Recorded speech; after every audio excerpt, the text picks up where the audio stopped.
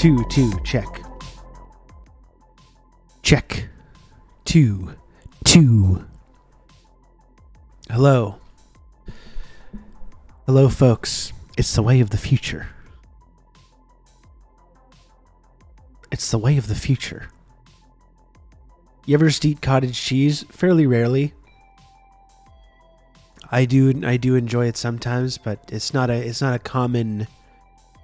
It's not on heavy rotation at the grocery store for me.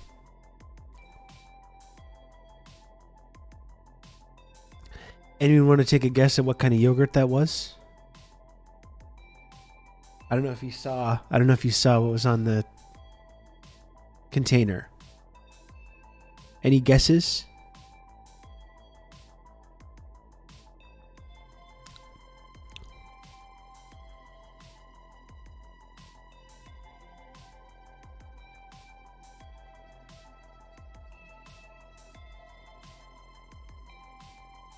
Even yogurt is treated so disgustingly clinical here that I grew up eating the A38 variant, invented in 1938.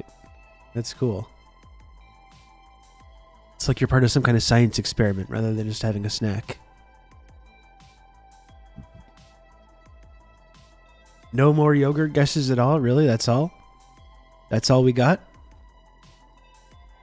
One guess. We had one yogurt guess.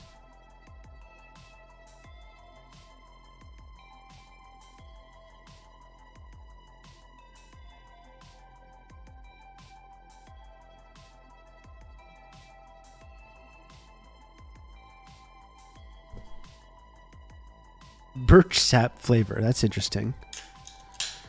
We got a couple of vanillas, plain, peach. Moss is audio only. If you're audio only, it's okay. I'm not going to berate you.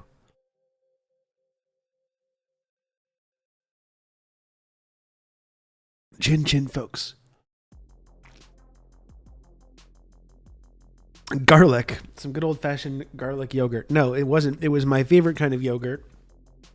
Which, if you knew me, you would know this, although I highly doubt that I've ever mentioned this before.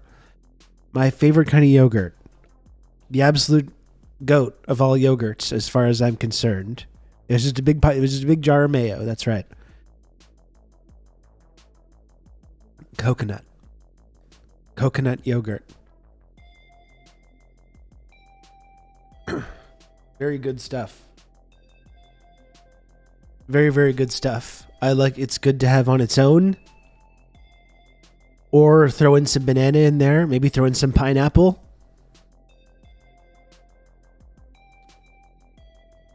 Very good. Very good stuff. You put it in a smoothie maybe sometimes. Coconut is goated. Thank you, Biggerwig. Thank you. Lodane as well. I knew you'd back me on this.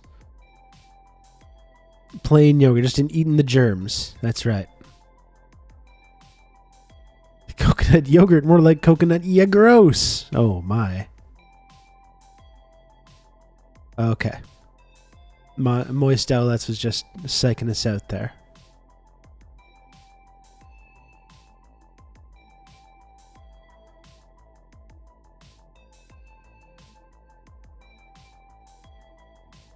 Dannon is a light brand that's really creamy and a strawberry cheesecake flavor that fucking goes. That does sound nice. Like, in terms of like being good for you functionally, is yogurt really that much better than ice cream? Like, it's basically a dessert, right? It's basically just a dessert. I know there's like gut health bacteria and that kind of stuff, but it's just loaded with sugar. If you're not eating a plain kind, it's very sugary. Much better for your gut health. Is that true, or is that just a myth coming from the big yogurt lobby? Is that what they want us to think? It's good for you, like cheese. Okay, good to know. Good to know. Probably better is to have plain yogurt and then throw some fruit and stuff in there. But I love that coconut though. I really do. Got the good bacteria. I have a sweet tooth, and it's the way I curb my urge to knock down an entire rack of Oreos in a sitting. Yeah. I have to purposely, like, not buy that kind of stuff. If I buy, like, cookies or brownies or any of that stuff, it's just I can't even have it in my house, or I'm going to eat it all. Cultures are good for your gut health. Okay, good. You might say I'm a very cultured person.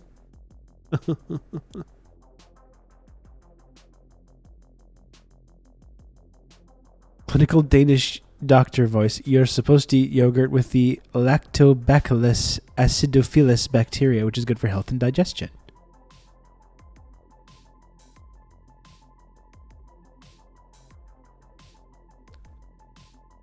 My gut is just as wrecked eating yogurt, but I'll keep eating that garbage. What is this about Jamie Lee Curtis? Is Jamie, does she have like a yogurt brand or something?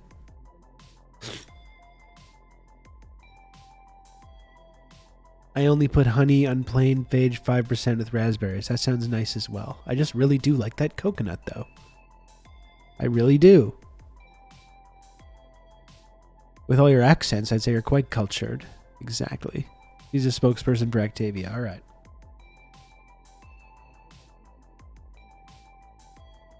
Alrighty.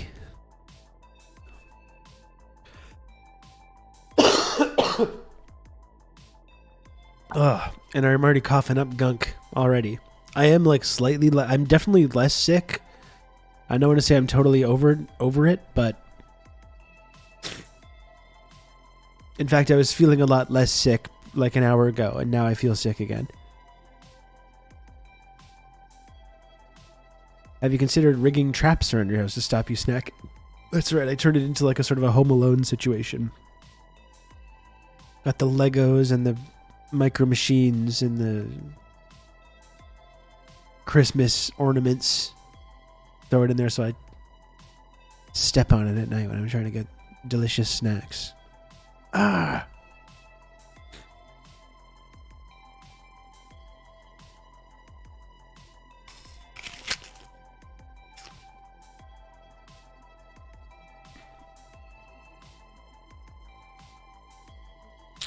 How's everyone else doing?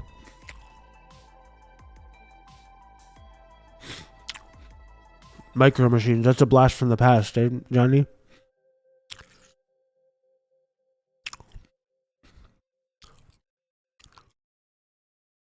Yogurt has too much sugar in it, then starts eating an apple. That's healthy sugar, though.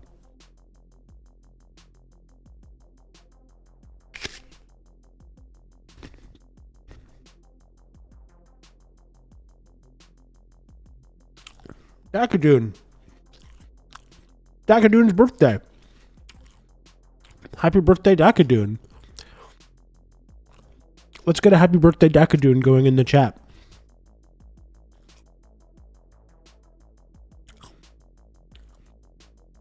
One of our most valued community members.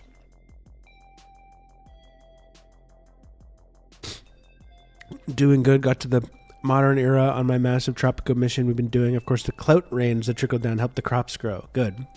The system works, Brian. The system works. Okay, you can attest to that.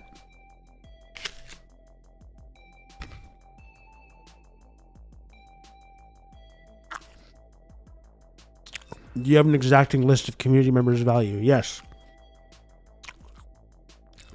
I've got a very detailed spreadsheet with all the community members on it.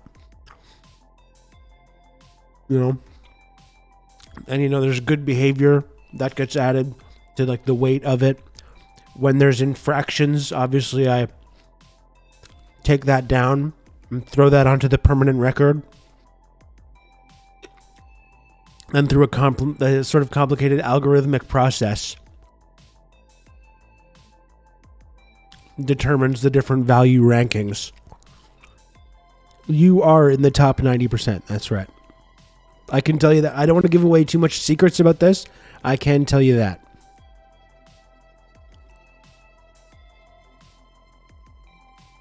A disposition matrix, if you will.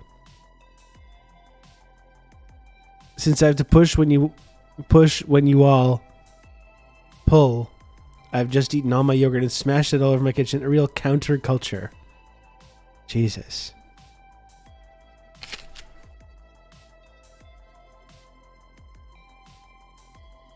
Jeezum crow.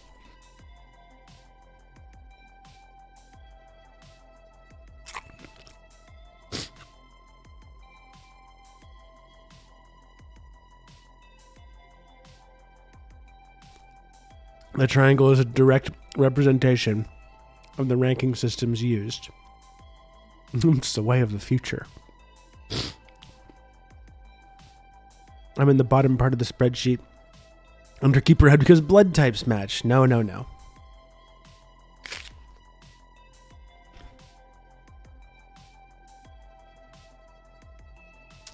Obviously it helps. It helps, but that's not the only reason.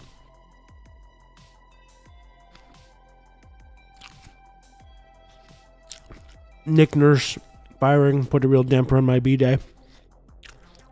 You know, I'm kind of sad about it. Nick Nurse, obviously the best coach in Raptors history. Unprecedented level of success. Been around 10 years as the assistant and the head coach. I do think it's probably time to move on. It did seem like there was like a rift developing between both Nurse and the front office and the locker room as well. He kind of seemed like the team this year wasn't perfectly constructed, but they were definitely good enough to get into like the 6th seed of the playoffs, you know? And there was definitely problems in the way the team was put together, but it did seem like Nurse had just like lost something with the team. It did really come across that way. A weird kind of like refusal to like play certain people that needed to develop as well. Like there's guys like Malachi Flynn on the Raptors that probably could have developed a lot more, but he just like Nurse just would never play him.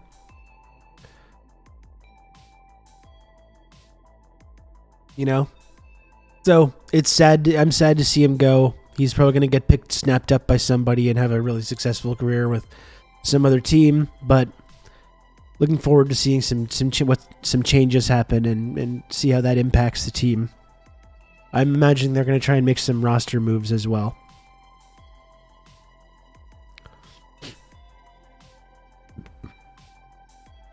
I've heard Ime Udoka get mentioned in those conversations, but I don't know how true any of that is. I mean, Ujiri and the Raptors front office are notorious for like not having any leaks, so I take everything I hear about what their plans are, what they're planning to do with like a grain of salt, because I think a lot of the time it's speculation.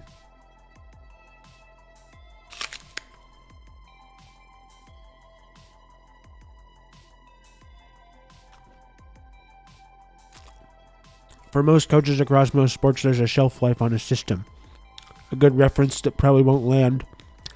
Former Syracuse men's b-ball coach, is that Jimmy Boeheim? Who for decades ran the best 2-3 zone in the country, but he finally got let go because it stopped working.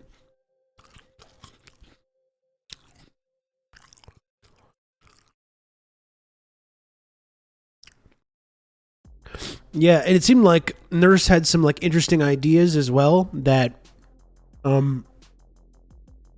led to them getting achieving some success, but it looks like a lot of his little like quirky little things got kind of figured out this year, and a lot of the stuff that like they was working last year and they were surprising some people despite having this kind of unconventional roster, they just got figured out. They got figured out and they couldn't make any adjustments.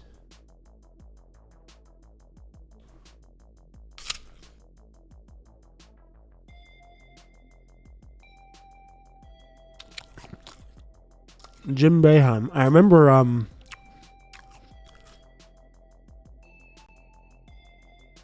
I used to have randomly on VHS the 95 NCAA championship game between Syracuse and Kentucky,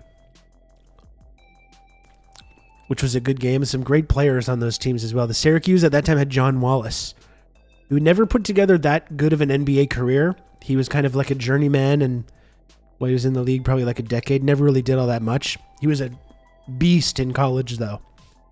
Amazing college player. And Kentucky had Antoine Walker, Ron Mercer, Tony Delk, another Ron Mercer and Tony Delk, two other guys that never really translated to the NBA as much. A couple of other really good players as well. That Kentucky team was very stacked. When I was going to school to become a coach, that was always what they drilled into you. It isn't how creative you are, it's how quickly you're able to abandon your style when it's forced. I didn't realize you were into that kind of stuff, Marty. That's cool. I'd love to be a basketball coach. I think I could be a basketball coach. I think I could do that.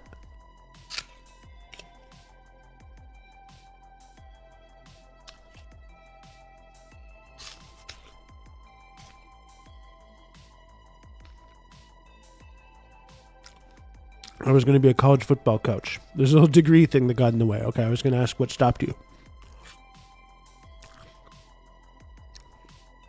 In retrospect, I don't know how I got a university degree. It's pretty amazing that I pulled it off. School for me at that time was the last thing I was interested in.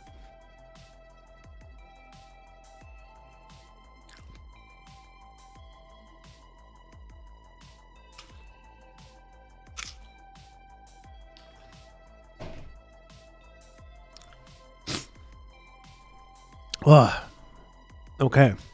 Pretty good apple.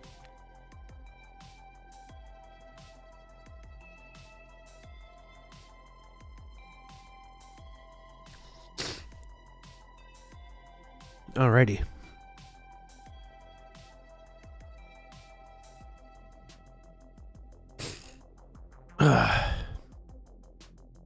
What else do we got? What else do we got? We got some interesting stuff to get into today. I'm beefing yet again. I don't know if it's really beef. I don't even know. Someone posted in the Discord yesterday. Some fucking goober, some nerd is like lumping me in with all these folks like Aaron Mate as being one of the foremost Kremlin propagandists. So I do want to dig into that. I want to look into some of these claims about this Kremlin propaganda that I've been sharing, and I want to dig into the specifics. I want to get into the specifics of what this so-called Kremlin propaganda is, and we can really have a little struggle session. We can have a little struggle session. I'm going to ask the critical question: Am I sharing disinformatia, Kremlin propaganda? I don't know. We're going to dig into these accusations today, and we're going to see. We're going to see if I have indeed been sharing Kremlin propaganda, or if I need to do some kind of a mea culpa or some kind of an apology. I would never want to lead you astray, folks. I would never want to lead you astray, chat. I don't want to propagandize you. I don't want to share disinformatia to you.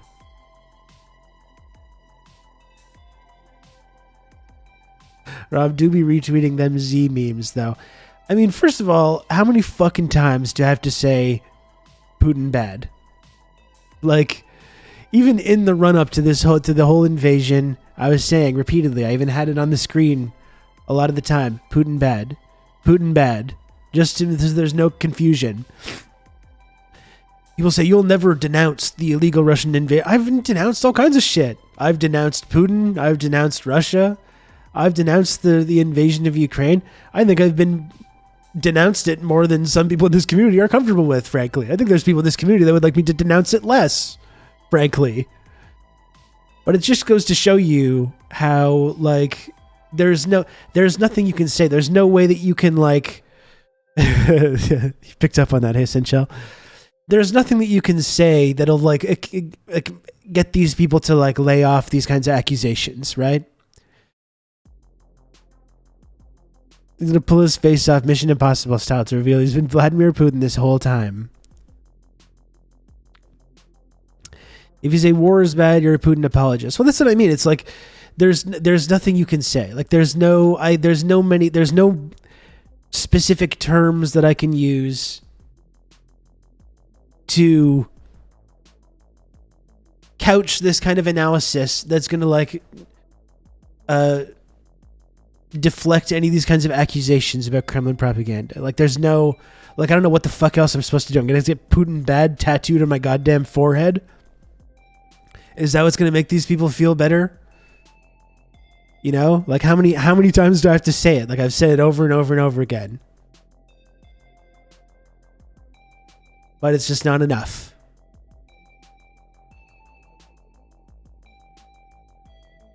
We shouldn't arm Nazis. I guess we're going to talk about this now.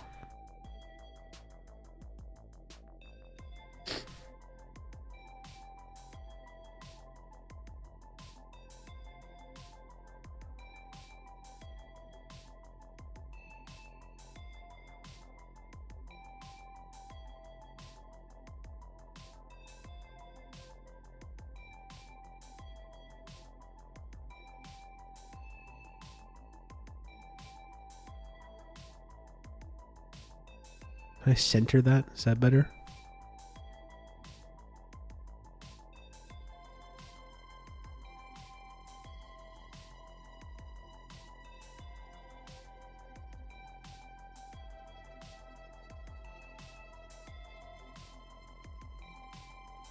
Good.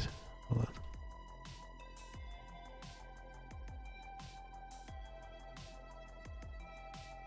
on. Okay. That's good.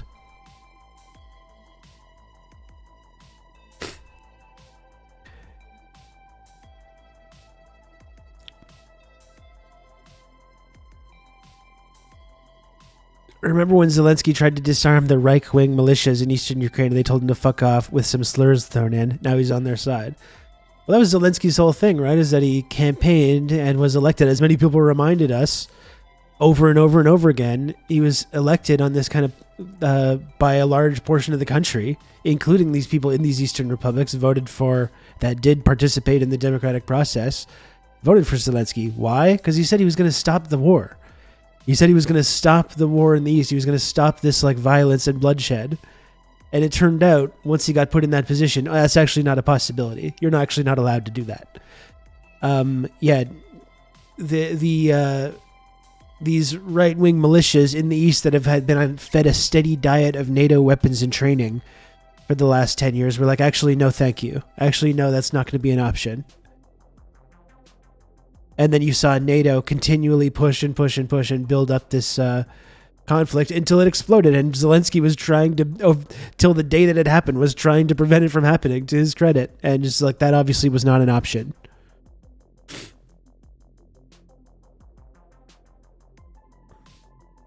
I also agree with Carrier Wave when he asked, what should Russia have done? And there's never a coherent explanation. I mean, I guess if we asked one of these people that kind of says these things, what should they have done? They would have said just they should have been not only not invaded, obviously, but they shouldn't have been arming these Russian proxies. It's weird how you can say like, well, Russia's arming these proxies in the East, but when NATO is arming the other side of that, you can't say, well, this is a proxy war.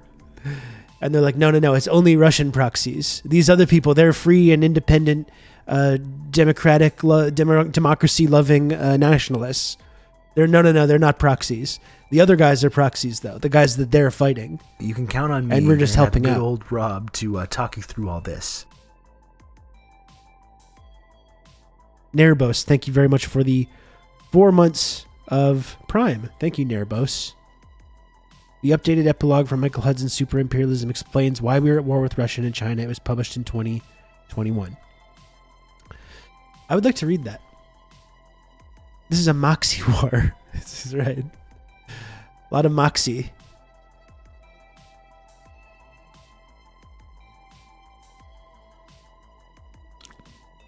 If you don't mind, folks, I'm just going to go blow my nose. I'm going to go blow my nose. I thought I was way less sick than I still am, apparently. I'm going to go do that. I'll come back and we'll get into this shit. One sec.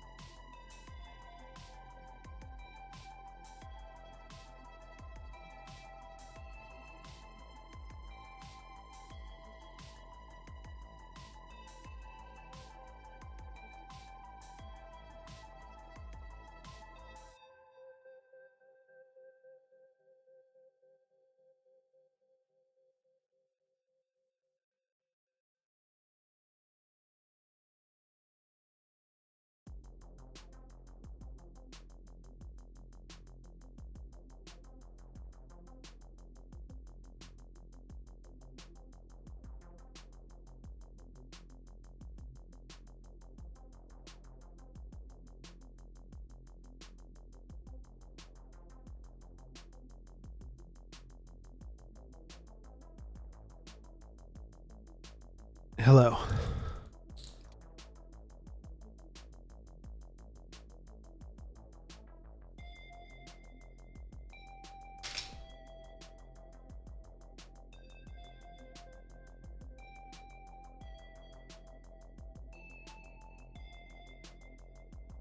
Well, but yeah, to answer that question, what should Russia have done? I think if you asked one of these folks, that's what they would say. They should have just done nothing. They should have not been doing anything whatsoever to arm these people in these breakaway republics that have been fighting these NATO-backed proxies for the last 10 years.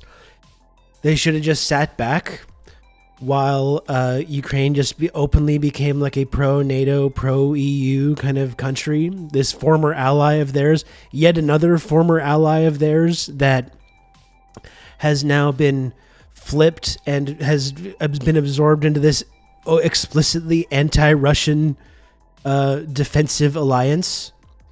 They should have just sat around and waited for that to happen. They should have just waited for Ukraine to formally join NATO and have NATO nukes parked in their country, right on their borders. I guess that's what they're supposed to do.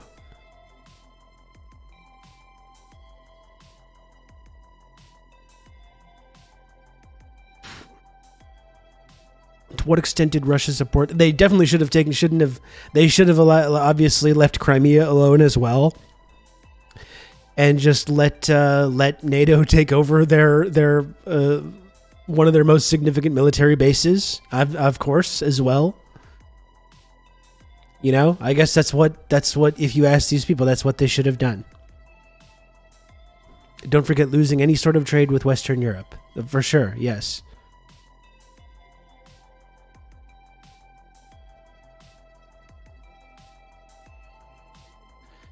I just learned from a John Mearsheimer talk about the Bucharest conference in 2008 when it was announced that Georgia and Ukraine would be admitted to NATO. Putin's response was that if Ukraine joins NATO, it will do so without the eastern regions and Crimea. I mean, I guess that's one of the things, and it's not sharing Kremlin propaganda to just say, like, here's what they're saying. Here's what they've said for literally 15 years. They've been very, like them or not, they've been very clear about the stakes of this conflict and like what they intend to do. You don't have to like them to just acknowledge the fact that they've been saying this for like 15 years, and we, the West, just continued engaging in the exact same behavior that they were specifically saying not to do.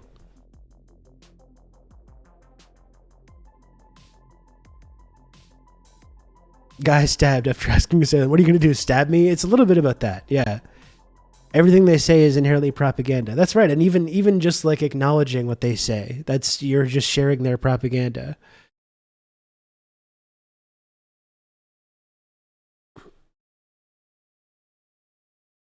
Oh.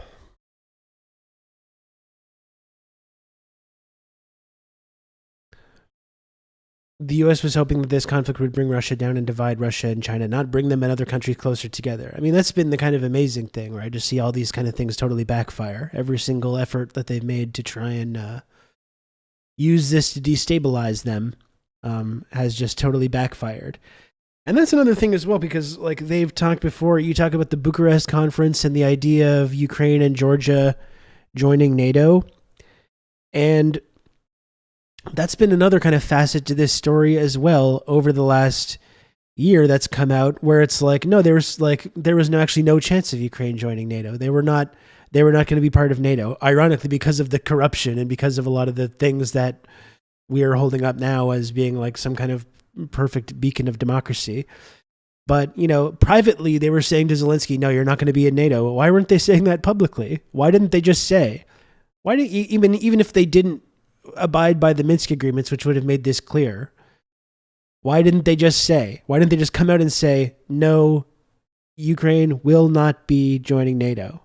They didn't do that. They said that privately. They didn't say it publicly. Well, why though? Why didn't they say it publicly?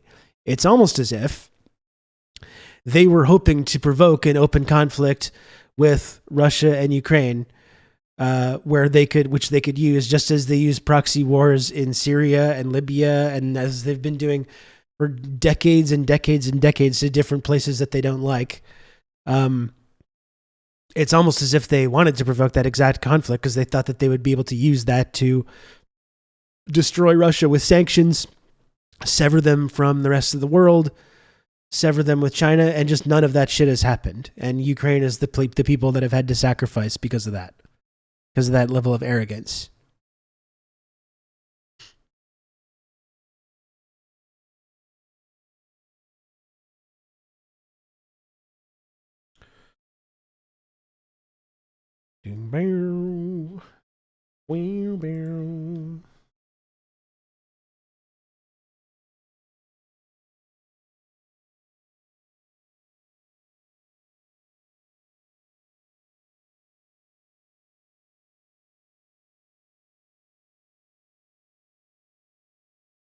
So I'm just catching up on some of the Discord chatter there.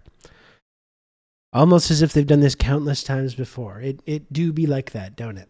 Anyway, we can take a look at this tweet that someone shared. Pretty remarkable stuff. From Vincent Artman.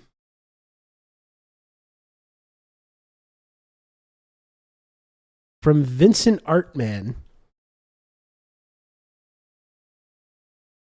Let's take a look at this Joker. Let's take a look at this clown. Who is this clown?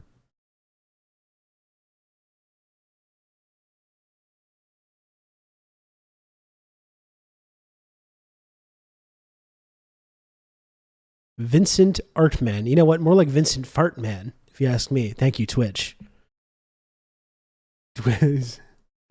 Twitch 6935. Vinny Fartman. That's right. To be an enemy of America can be dangerous, but to be a friend is fatal. And there's no greater example of that than Ukraine. And all these people like Vincent Fartman here who claim to care about Ukraine, exactly like they have encouraged Ukraine, as Mearsheimer said, to be led down the primrose path to get fucking wrecked, which is exactly what's happened, exactly what Mearsheimer said was going to happen. And not only that, like when the war is over, hopefully that'll be soon. And obviously it's not, Ukraine is not going to look the same anymore after that. When this war is over, the idea, as I've been saying before, is that the western part of Ukraine is going to be some like beautiful democracy, is just completely false on its face, right? It's going to be this like completely hollowed out husk that these big American and Western multinationals are going to come in and get all to do the rebuilding. All labor protections have been destroyed. It's going to be this like fucking failed state Western colony. Even after the war is over, it's going to be a fucking disaster. If anyone thinks that this is going to be like a great situation for people in Ukraine, in the beautiful, free, pro-Western democratic side.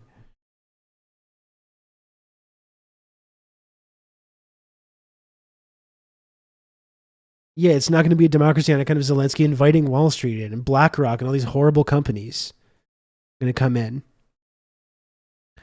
You know, it's going to be this de facto Western colony that's just completely in shambles where, yeah, again, every bit of labor protection has been stripped away. It's going to be full neoliberal shock therapy. It's going to be a disaster, and these people have cheered it on, including Vinny Artman, geographer, contingent academic, Ukraine and Central Asia, kind of getting into poetry. Vincent, I think your poetry sucks. I've not looked at it, but it's not good.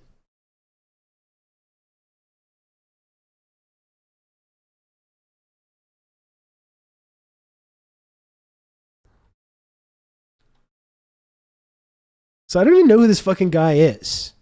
Vincent Artman doesn't follow me. Says, so let's look at some of these accusations that he's throwing around here. Like Iraq was successfully converted to a democracy. That's right. It's just great now. Everyone's got phones now, so it's better, basically. Basically, the Friedman model from Pinochet's Chile all over again. Exactly. So here's what he says. He says, Russian documents literally recommended pushing a trio of propaganda points intended to justify dismembering Ukraine and shitbag propagandists. Look at this fucking guy. Hold on a sec. Shitbag propagandists like Rob Rousseau, Glenn Mate, and all the rest dutifully repeat them to this day. This man calls me a shitbag propagandist. First of all, look who's, come on. Vincent, what is this? What does this look? What does this look? You look like shit, dude. What is going on? What is this hat you got going here?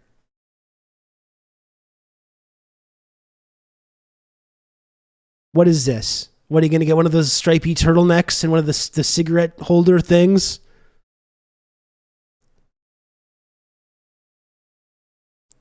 Come on, sir. Horrible look. What, are you going to hit me with a baguette? But of the Russia propaganda trifecta. That's right. Everyone's always mentioning these three names together. Me, Aaron Mate, and Glenn Greenwald. The three amigos. I found my beret and glasses. Yeah, he's wearing a beret. My two news sources, Rob Rousseau and Glenn Greenwald. Oh, that's a good Pepe Lodane. Very nice. Vincent Artman. So let's take a look at this, though. I want to dig into these claims. Trending in Canada, noodles. Hey, boy, that's content that's tailored for me. I want to dig into some of these claims here. All right, this trio of propaganda points intended to justify dismembering Ukraine. I don't know what this is actually from.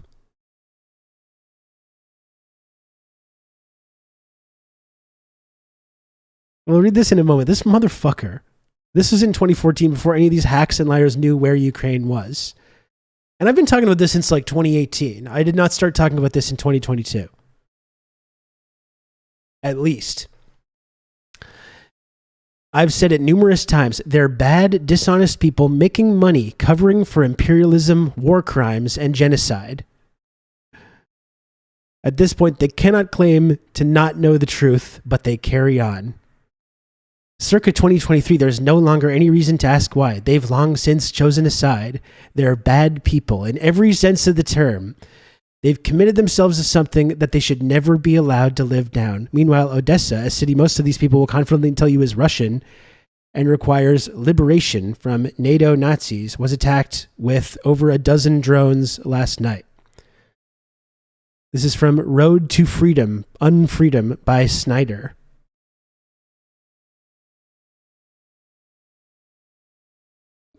These Russian documents.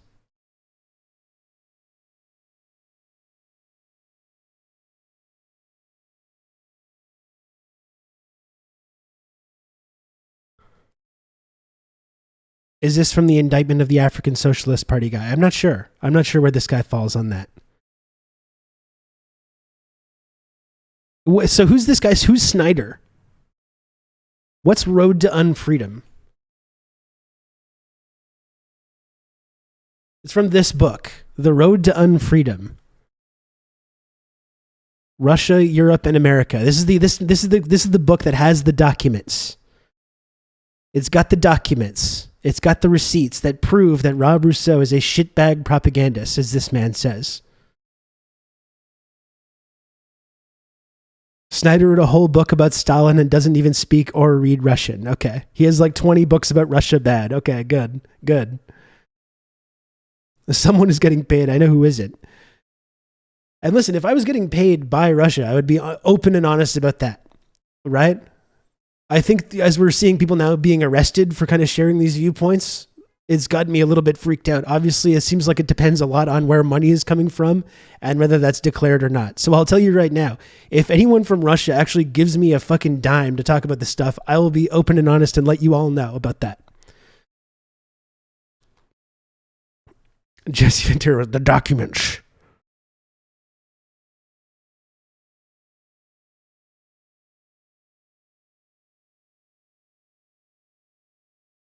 A brilliant and disturbing analysis, which should be read by anyone wishing to understand the political crisis currently engulfing the world. Combining topical reporting with delvings into the history of ideas and some political philosophical musings in the author's own voice, this relatively short book covers a vast canvas. A roller coaster world calls for a news editor's skill in processing facts and a philosopher's ability to dissect ideology. Snyder has boast. The Economist. The Economist writes a glowing review, so I'm sure this is just really great stuff.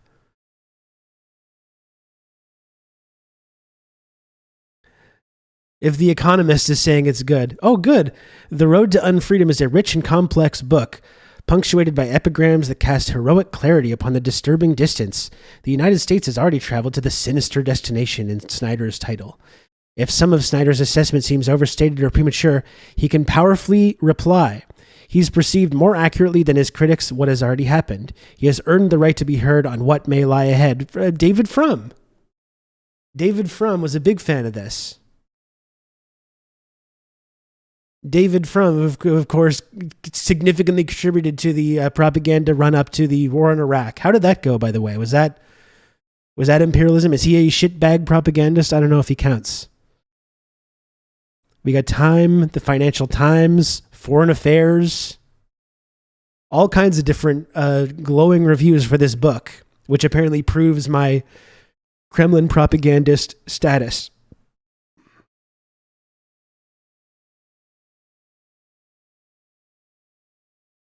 Grover Furr's Blood Lies is pretty much a refutation of Snyder's book Blood Lands, which is about the crimes of the USSR, Stalin against Ukraine, etc. I think the fixation on Stalin in Ukraine is interesting as well, right? When you consider the way that, like, after this process, which is a class struggle, and after this process where, like, people, these powerful landowners refused to go along with this collectivization process, and obviously that led to big problems for them and others. I don't think anyone would deny that. After that time, though, there's several decades of period where Ukraine is a very important ally of the USSR, where this standard of living was increased drastically, labor protections, women's rights, literacy, land reform, all these things happened, which made life significantly better, regardless of whatever that bumpy process was of transitioning into socialism, which, as we know, can be a violent process. Regardless of whatever what happened in that process, though, after the process took place, there was no more famines. There was a huge increase in people's quality of life. And when you saw the collapse of the Soviet Union, not only did that devastate Russia, it was extremely devastating to Ukraine. Ukraine is still one of the poorest countries in Eastern Europe, and has never really recovered from that. And now, over the last year or so, even whatever meager labor protections or elements of the Soviet system that were still in place there, that long and I think beautiful tradition of Soviet socialism in Ukraine, now that that's all been permanently destroyed forever, now it's like they've really gotten rid of every single protection that's was there and put in place to ensure that people there were actually living like lives of dignity. Everyone, not just like, certain individuals.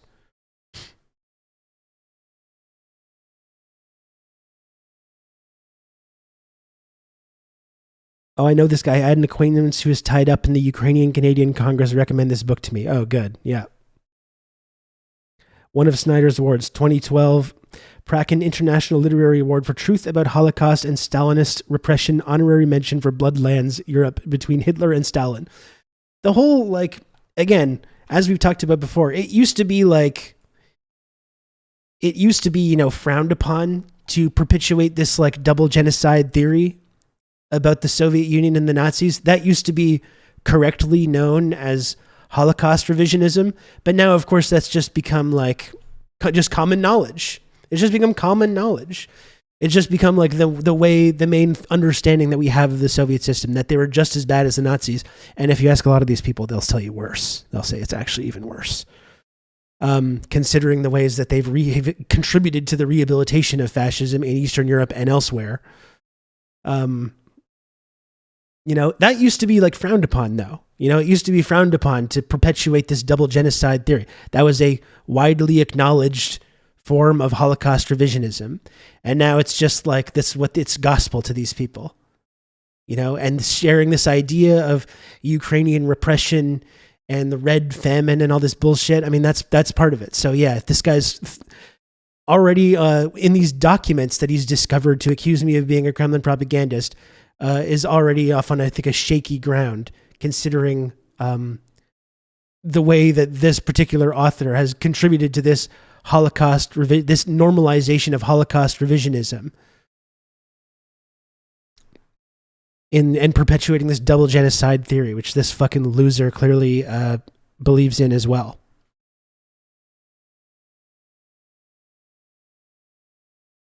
They're bad people, he says. Bad people.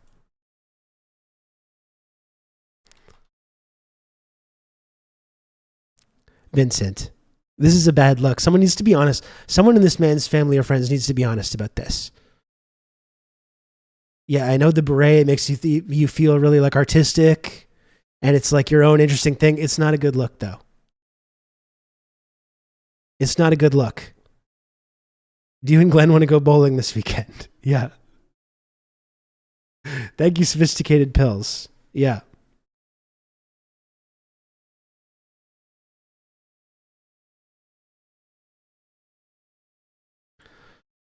Here's Snyder describing the Odessa massacre in the book.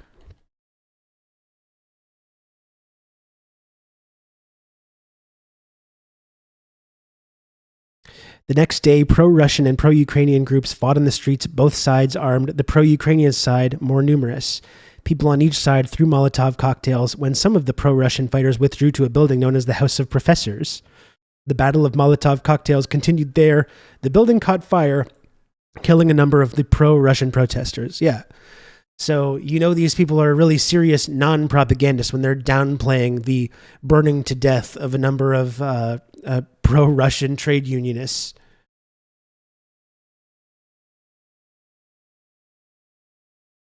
Anyway, sorry, I'm a little salty about this. I don't appreciate being called a bad person or a Kremlin propagandist by these motherfuckers. Like, it's actually, I guess I can have it as like a badge of honor or whatever, but it's very frustrating to me that my analysis, which is based in just a basic material understanding of the facts of what has happened, at least over the last 10 years and over the last few decades since the collapse of the Soviet Union. These fucking people feel comfortable talking about me this way. I'm sorry. But it's pretty frustrating. Anyway, let's look at these documents from this book that this guy is sharing from this like Holocaust revisionist.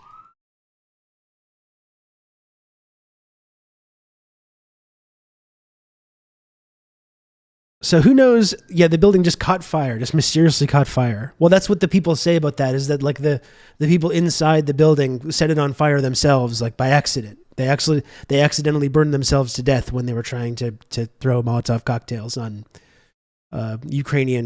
peaceful Ukrainian nationalists, right?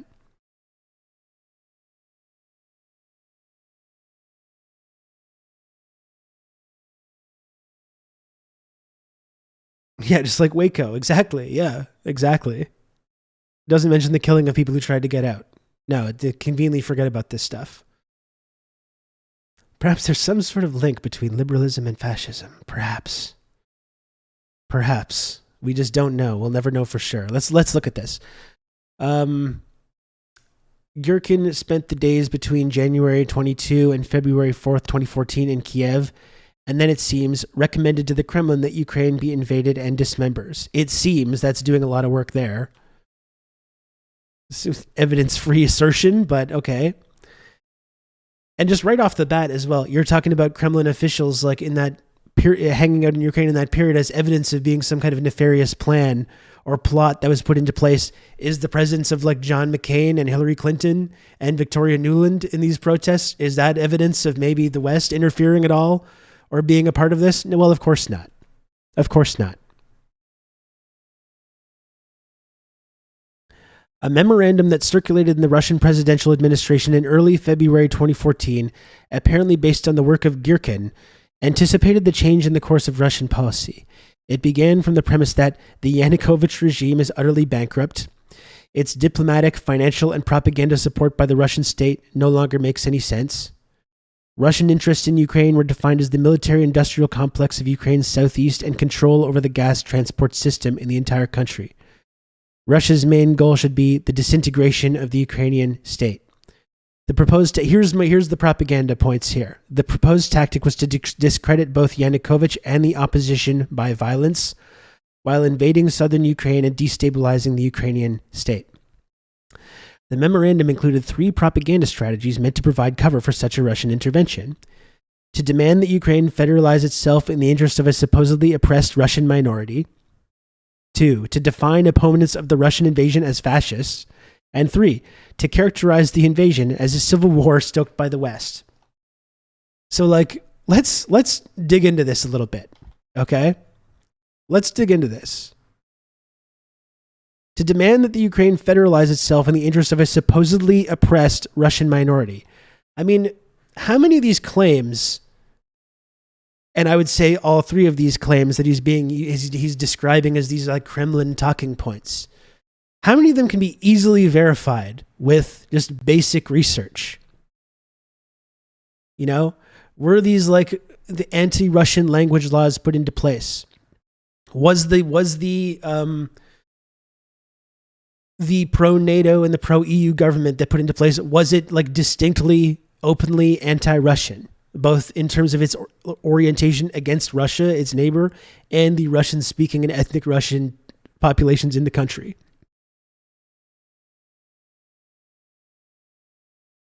Like, there's been plenty of talking and research and news stories that has covered this, right? This is not like some wacky idea that's just they're inventing out of nothing.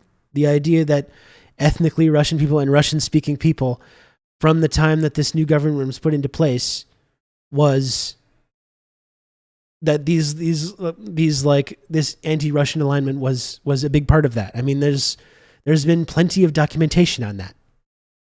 One bigger way, and this is the thing, like what you're saying here, anything they say and put in their propaganda must be inherently false. And you see it's the exact same strategy that was employed against the Soviet Union, which just shows how this whole like Russophobic, like anti-Russian element in our foreign policy establishment never had anything to do with socialism. I mean, that was a convenient excuse because the USSR and socialism was a threat to like the economic status quo. But this is the same, like the strategy didn't change once the economy changed. You know, it's always been the same thing. It was the exact same kind of propaganda strategy during the Cold War. Like whenever the Soviet Union would say, here's what we're doing and why, it would just be inherently framed as like evil and nefarious. Or suggesting that like, yeah, we're improving people's quality of life, but only for this like nefarious, scary mind control and just to shut down opposition and things like this. You know, it's always been the same thing. So even when they say like, here's exactly what there are reasons for doing this, it's just taken as a given among these people that all these things are lies that are being maliciously employed in order to disguise their like evil, nefarious plans, you know?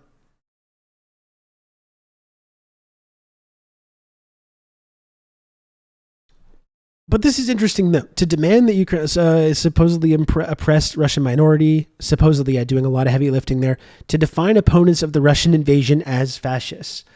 So again, you saw the same thing with Evan Dyer the other day, saying the same thing, the fantasies about Nazis in Ukraine, just these total fantasies.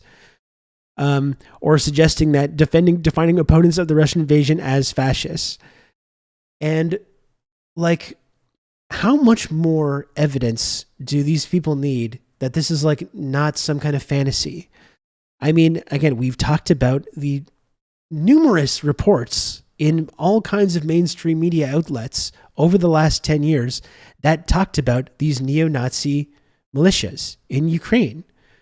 Like there's been so much mainstream reporting on this and all these like not RT and not like fucking the gray zone, but like official Western corporate media. There's been plenty of reporting about these neo-Nazis militias. I mean, these was held up as being kind of a problem or an issue until the invasion happened. And when we were all supposed to immediately forget that, and they immediately just dropped this whole narrative. So not even leading up to the invasion, but since the invasion happened, And every fucking time we've seen NATO share these posts, every time one of these like political officials or military people, they do a story about it in Western media, every fucking time there's a Sonnenrad patch, there's SS imagery, there's the UPA flag, there's the pictures of Bandera in the background. How many examples has there been of this? Dozens. There's been dozens of examples of this over the last year, to the point that it's like, it almost seems intentional. Like, it almost seems like they're just like, well, what are you going to do? Like, it's been this nonstop flow of every fucking time that there's been, imagery or interviews of people that are in the military establishment or the political establishment. Every fucking time there's Nazi iconography are part of it, or at least as much as people try to separate the idea of like the UPA being different from the Nazis, they carried, like when you talk about Bandera, the UPA, all this stuff, they helped carry out the Holocaust. They were fascists. They committed genocide against Jewish people, against Polish people.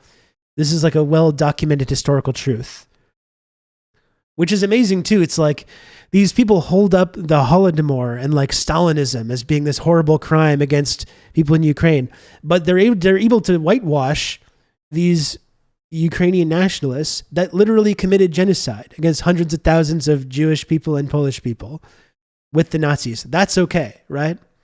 This famine that happened during this collectivization process, that's this permanent red stain that shows just how evil of a regime the Stalin regime was and the Soviets were.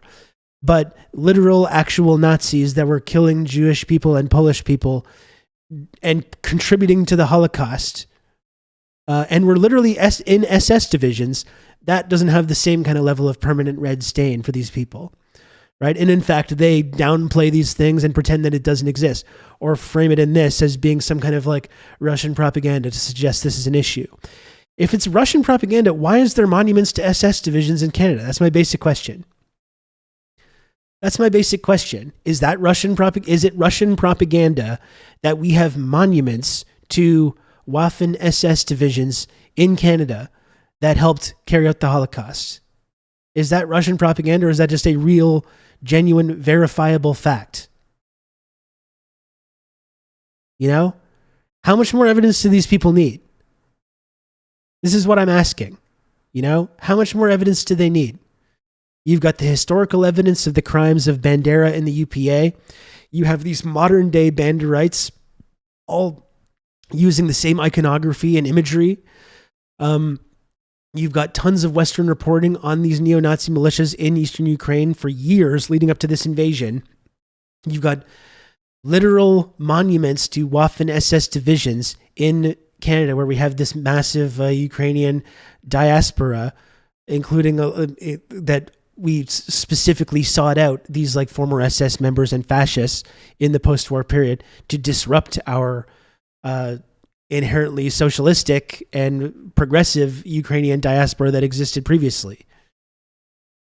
And then you have every single news piece, interview with people involved in the fighting or people in the political establishment, all having this kind of, every fucking time displaying this fascist iconography, And these people still, it's this fantasy of fascism in Eastern Ukraine. It's this Kremlin talking point, the idea that anyone that's against Russia is a fascist. Like, how much more fucking evidence do you need?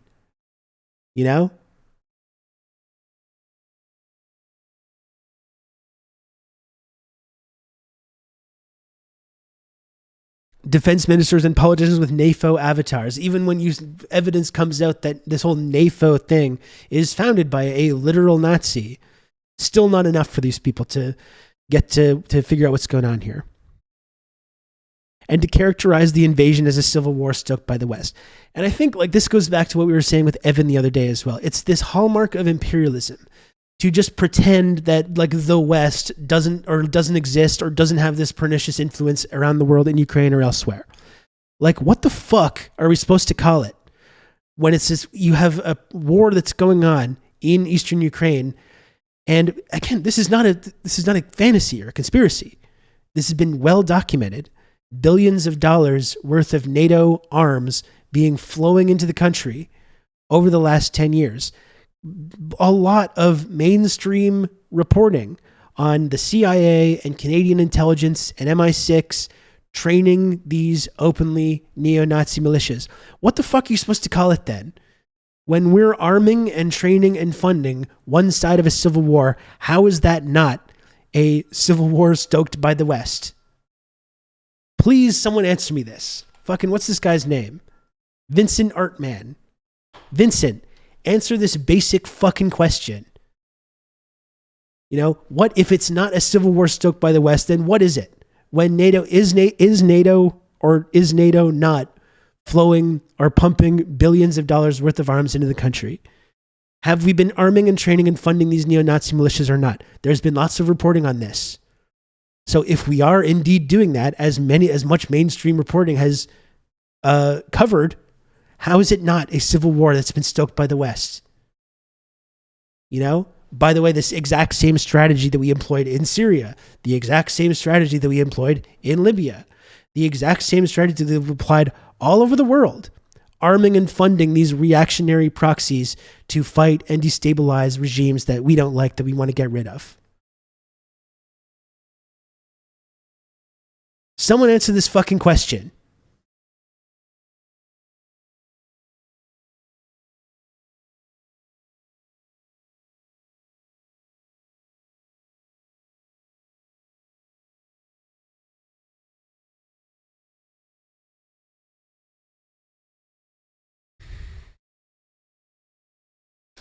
Oh, sorry, I don't want this.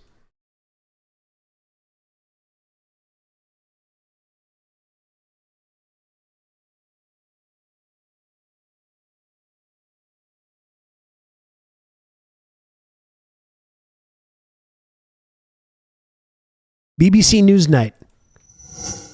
When was this? 9 years ago. Is BBC a Kremlin propagandist outlet? Let's take a look at this.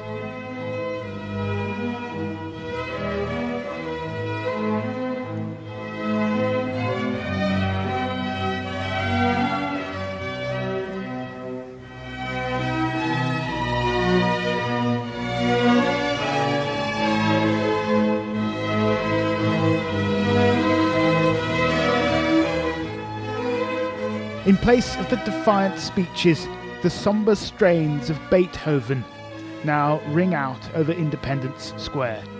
This revolution is moving into a new phase. But amidst the flowers and the children's tributes, flashes of something more sinister. Groups of armed men strut through the square with dubious iconography. That Dubious yellow iconography, armband is a I would say Volksangel, a German symbol used by several SS divisions during the Second World War. Far-right graffiti is appearing, daubed on the walls of the city. The people who brought down the government were overwhelmingly ordinary Ukrainians, students and doctors, workers and even families, people who simply refused to back down. And this is like a point as well. When people talk to like the Euromaidan and say like there was plenty of like ordinary people involved in that. And I don't disagree with that. The one interesting thing about this conversation is like, number one, yeah, of course, like any color revolution, there's plenty of ordinary folks and there's like organic political trends that animate these things in any color revolution, as we know. The question is, does it then get co-opted? Does it get co-opted by Western imperialism and NATO? Or in this case, these far-right elements? I mean, you had that clip, we've looked at it a number of times, of that Nazi militia guy saying like, of course we had to take control of the Euromaidan, otherwise it would have been like a gay pride parade or whatever. Yes, there was absolutely ordinary folks involved, organic trends that were animating these things. But yeah, and then it gets co-opted, as every other color revolution happens. It gets co-opted by these far-right elements who get organized and armed and trained by Western imperialism because they see it as a benefit to them. And also there's this thing that like, well, you have to support what people want. And that's the thing is like, I know this is like, makes people like Vincent like very fucking uncomfortable. Like, no, I don't. Okay? I'm a socialist. I'm against NATO. I'm against the EU. So whether or not there's ordinary people that are getting involved that are advocating for this pro-NATO, pro-EU government, guess what? I don't agree with them. I don't agree with that. I don't like these institutions. I want to dismantle these institutions. So just because there are people that do democratically want to do these things, you can argue about how democratic it is because of how the influence of the West that leads these things to happen in the first place. But like, just because there's some element of people that actually want this process to go along with doesn't mean that I have to agree with it.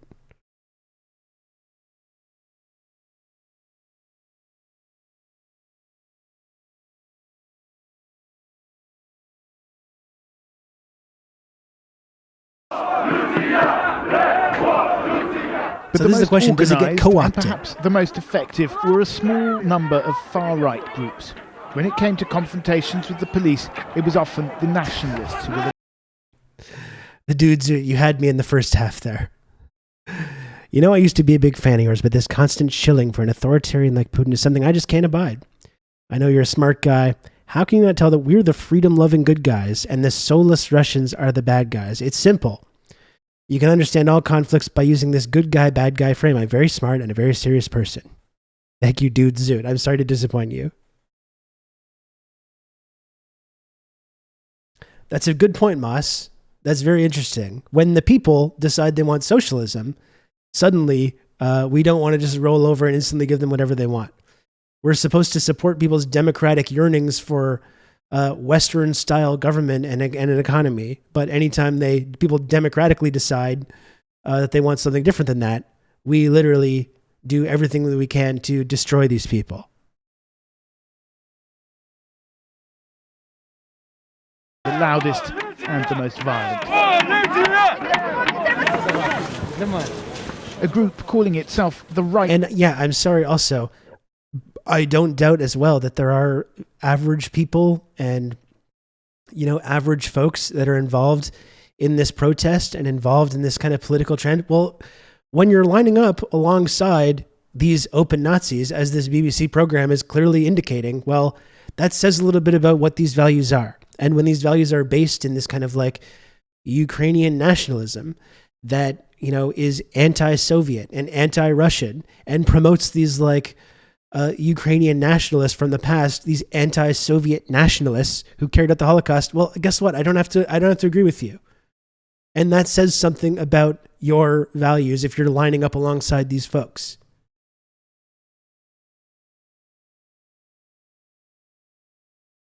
The right sector associated Svoboda got, what, 5% of the vote in the last election. How do you get those people in charge of the country? This is how. Yeah, that's right. And again, it's like people point to the election results as an indication of like, well, it's obviously it's a country that doesn't support fascism. But that's right. I mean, the reason Zelensky got the votes that he did was because people thought he was going to end the bloodshed and end the conflict.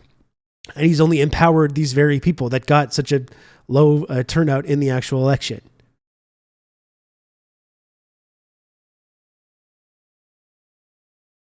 Right sector is perhaps the largest. Its members can be seen marching around Kiev in columns of about a dozen. Mostly they carry baseball bats. Sometimes they carry guns. We met these men posing for pictures outside the burnt-out remains of what was once their headquarters. I asked them about their political beliefs. Национал-социалистская тематика. Иногда. Sorry, is this like some fantasy? This idea, the Kremlin suggested that anyone opposing their invasion is a fascist. Is this a Kremlin? Did the Kremlin go and like make this guy say this stuff? Right? Is this some fantasy? Is this some Kremlin fantasy that's been cooked up? Again, this was a Russian plant. That's right. This is 9 years ago. This is long before this conflict broke out or escalated.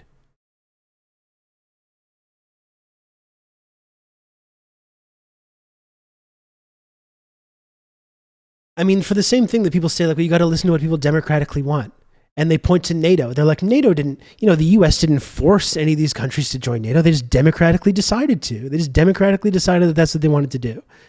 And this is like, again, this is a hallmark of neoliberalism, the way that you just like completely remove or obfuscate the role that the West plays in any of these things. These people just arbitrarily decided to take on these like anti-Russian characteristics and join this anti-Russian military alliance. They just arbitrarily decided to do that. We had nothing to do with it. They arbitrarily and democratically decided it. You know, and you're saying that you don't want to respect people's democratic decision to do this. And then again, the idea is that Russia's just supposed to sit back and just like allow this whole process to happen, allow themselves to be completely encircled by these like former allies that then become like Western outposts to park nukes in their countries, to become part of this like anti-Russian military alliance that was supposed to stop expanding after the collapse of the Soviet Union, that coincidentally did not.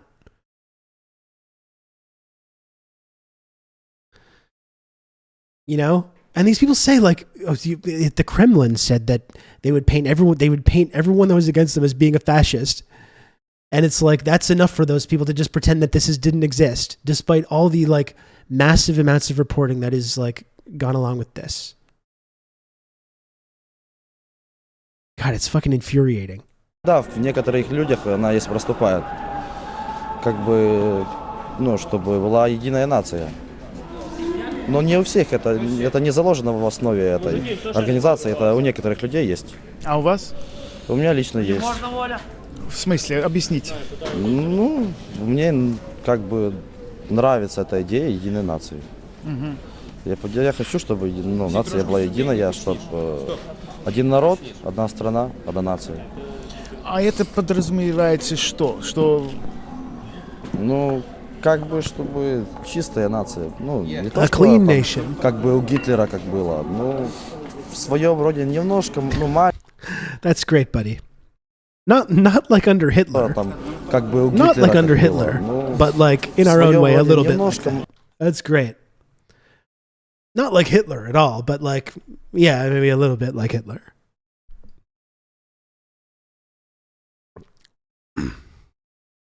Маленько, но было, чтобы... Christ.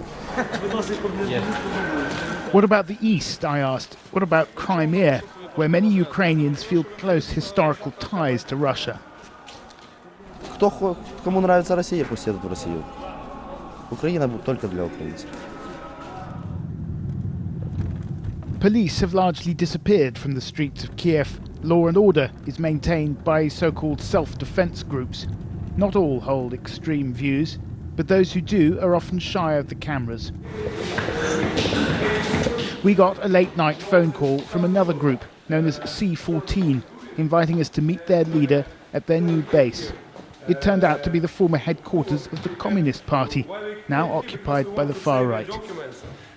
That's just a damn shame. Our general mission to totally ruin chains that connect our country with the imperial power from the past.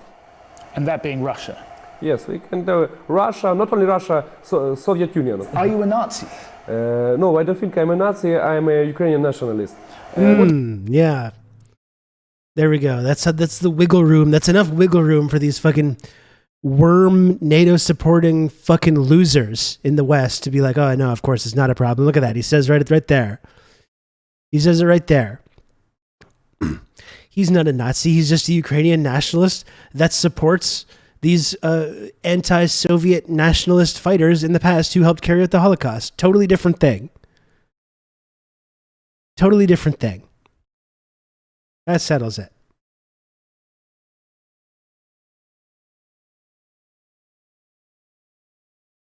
What does that mean? The main confrontation is about that some ethnic groups have control many business structures, some economic, some political forces. Interested to know what ethnic groups. Let's hear that again. Interested to know, unpack this man's feelings about the ethnic groups that have control over many business structures and economic and political forces. I wonder what specifically ethnic groups this man is referring to. I wonder.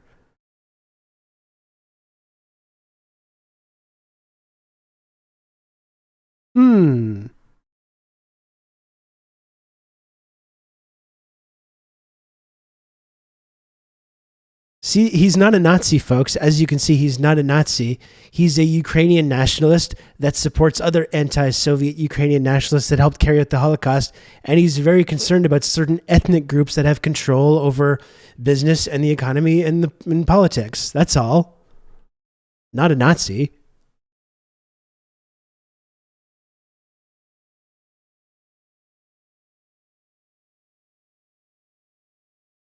And Which ethnic groups?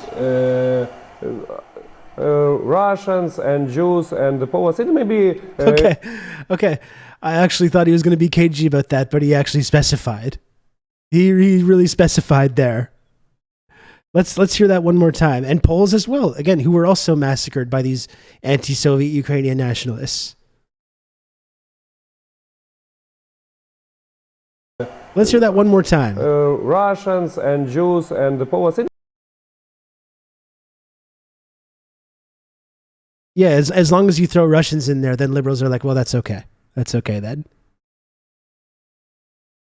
I hope you heard that Poland, in an unbelievable, pathetic display, is such an anti-Russian politically oriented country as well, who is like supporting NATO in this and supporting these very people. That's just sad.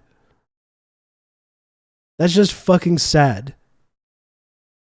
You literally have Poland giving material support to these people who helped massacre Poles during the Holocaust.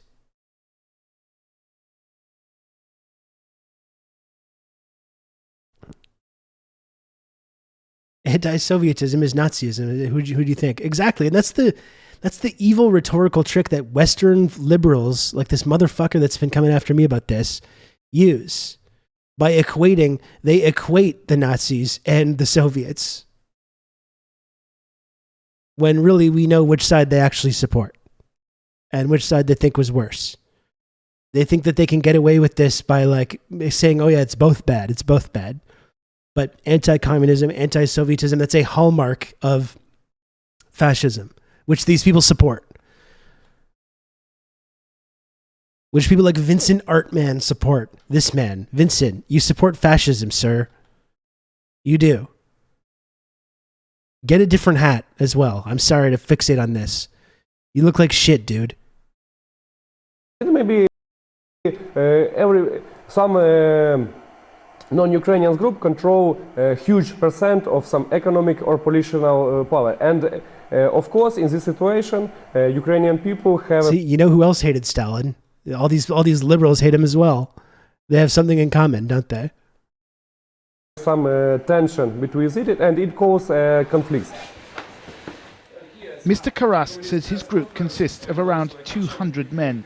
C14 is affiliated with a political party called Svoboda, or Freedom, which now controls 4 ministries in the new government, including the Ministry of Defence. 2 of its MPs were recently photographed brandishing well-known far-right numerology. 1488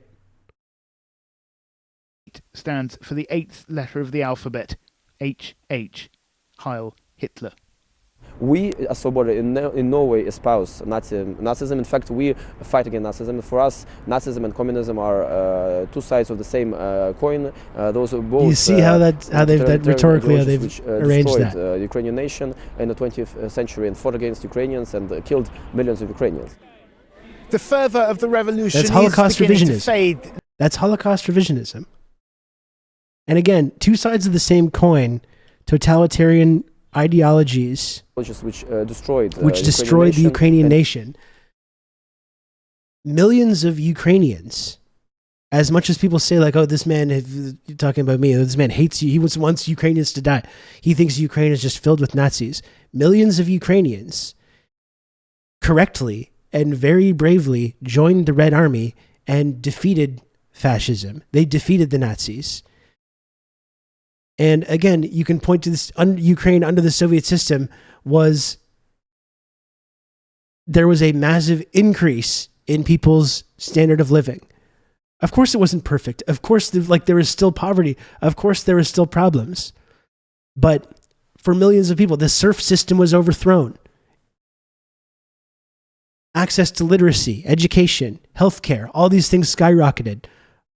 Quality of life, life expectancy, all these things skyrocketed under that system and was destroyed. That's what destroyed the Ukrainian state, was after the collapse of the Soviet Union. It became this, once again, one of the most poorest countries in Eastern Europe and incredibly corrupt.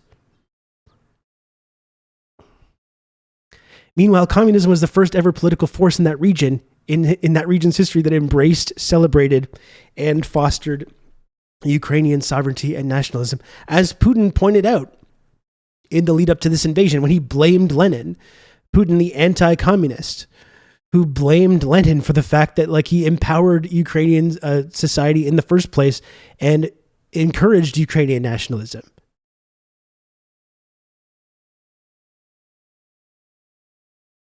Ukraine was receiving a lot of support from Russia and the Soviet Union, and vice versa. Ukraine was growing a lot of food that fed people in the Soviet Union.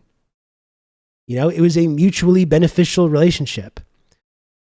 And this idea is talking about, oh, the communists and the fascists were all two sides of the same coin, which is just preposterous. And again, shits on his own legacy, shits on the glorious legacy of Ukraine, of being a central cog in that Soviet system, and uniting along with Russians and other countries and other republics in the Soviet Union to defeat fascism.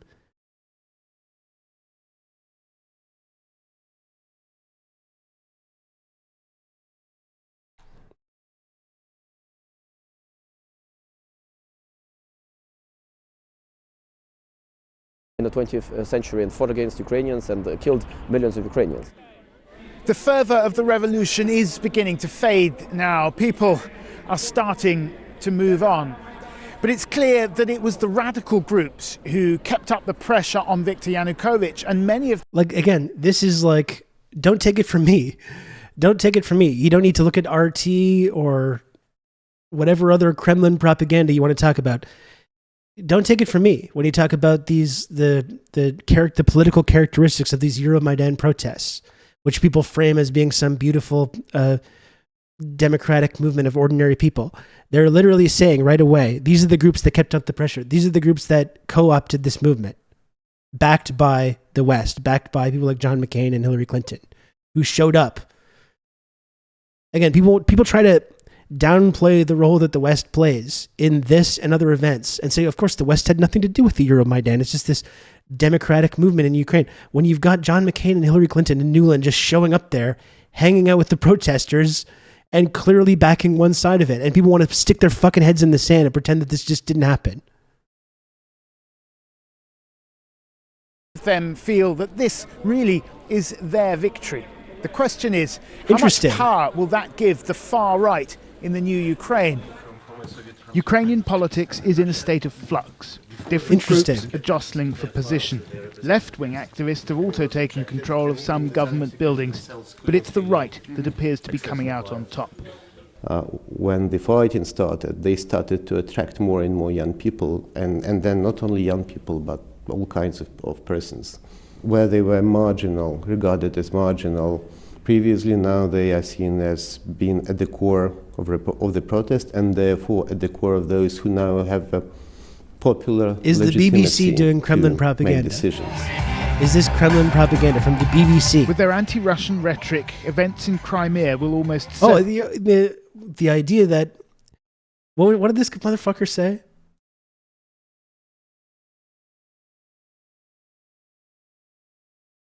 Federalize itself in the interest of a supposedly oppressed Russian minority. So number one, in this piece, in this news hit, you have, these far-right groups... they see it as their victory. They use this they clearly outline their anti-Russian sentiment and the anti-Russian rhetoric, which they acknowledge here.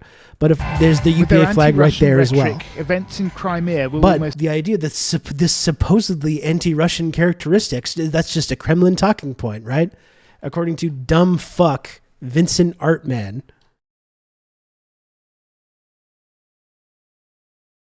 Like, these people have not been shy about this.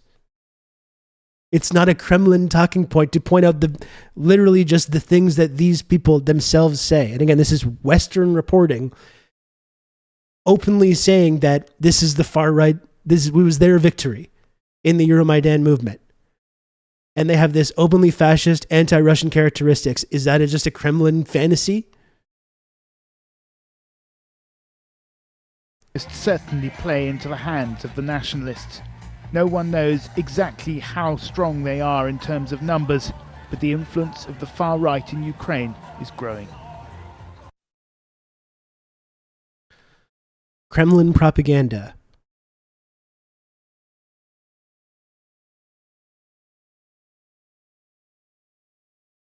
Of course, you have the CNN piece, of course, when they in Kherson, when they pushed the Russians out, NATO and the NATO proxies pushed the Russians out. You see them giving like Hitler salutes.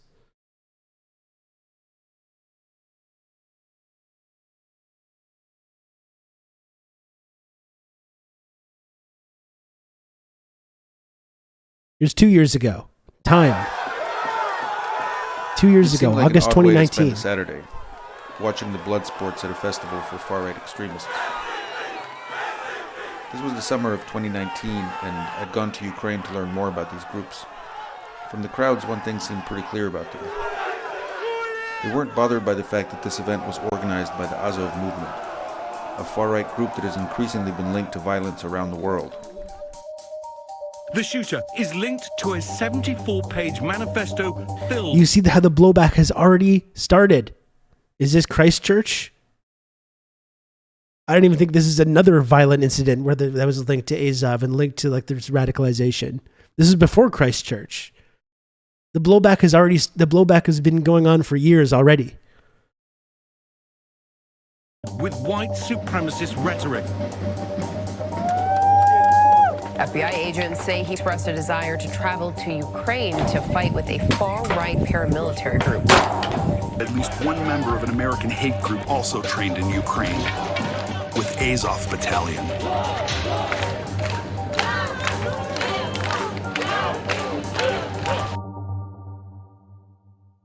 According to the FBI, domestic terrorists killed 39 people in fiscal year 2019, making it the most deadly year for domestic terrorism since the 1995 Oklahoma City bombing. The threat of white nationalism has evolved since Oklahoma City, where a domestic terrorist used a truck bomb to kill at least 168 people. Police don't tend to see such terrorists as lone wolves acting in isolation anymore. It's become clear to law enforcement that these attackers often have links to a global network, one with common goals and a shared ideology. We are looking very hard at white supremacists or neo-Nazis here, connecting through social media online with like-minded individuals overseas, and in some cases actually traveling overseas to train. Over the last few years, experts in violent extremism have grown especially alarmed about the Azov movement. The group emerged from the revolution that swept across Ukraine in 2014. Incredible how this shit just evaporated. I was actually talking to our friend Graham Serino about this the other day, and obviously using Orwellian language, considering Orwell's role as being kind of an anti-communist snitch. I do think some of the things that concepts that he talks about in 1984 are still valuable concepts. Doublethink and things like this can be very, and it's just an interesting story to begin with, even though it is kind of like an anti-Soviet, ultimately, propaganda piece. But I think Graham pointed out something to me that has stuck with me since we talked about it, which is there's literally the memory holding, the we're at war with East Asia thing. That has happened over the last year. And all of this reporting, all of this mainstream reporting that was done about this issue, as February 2022 happened, all of that shit just went into some hole somewhere. It all just disappeared. All the analysis disappeared. The common knowledge that people had about what was going on here just completely shifted, and it was just instantly forgotten. And people said and just immediately just pivoted to completely forgetting about it and going, we must support 100% unequivocally support Ukraine and continue just pumping arms into the country and arming these very people that 2 years ago we were worried about. 2 years ago, we were correctly pointing out the links between domestic terrorism in the States and elsewhere, and these groups. And then as soon as February 2022 happens, all of that is just gone. It's just gone overnight. You all just fall right in line overnight. Exactly. It's the chip head swap meme. It's true, for sure. We can just deal with the Nazi thing after we defeat the Ruskies. That's right. That's when you'll defeat them in the marketplace of ideas. It's not the Kremlin propagandist channel. In fact, what I'm pointing out is that whatever I've had to say about this, people these fucking weirdos online can accuse me of being some kind of Kremlin propagandist for pointing out just like basic facts about what has happened here, which at one point there was consensus on, both historically, like in the Soviet system, over the last 20 years, over the last 10 years, just pointing out the basic reality of what's happened and the way people frame that as being inherently like a pro-Kremlin propaganda. Again, for a while, there was actual consensus on these things, as much as these fucking people have forgotten that. I'm going to stand up in a bunch of ruples and papers labeled compromat. It's going to fall out of his pockets. I have like a briefcase randomly, it just opens and all the ruples fall out. Amid the ongoing war with pro-Russian forces in eastern Ukraine. The fighting in that region has become kind of ideal breeding ground for militias like Azov.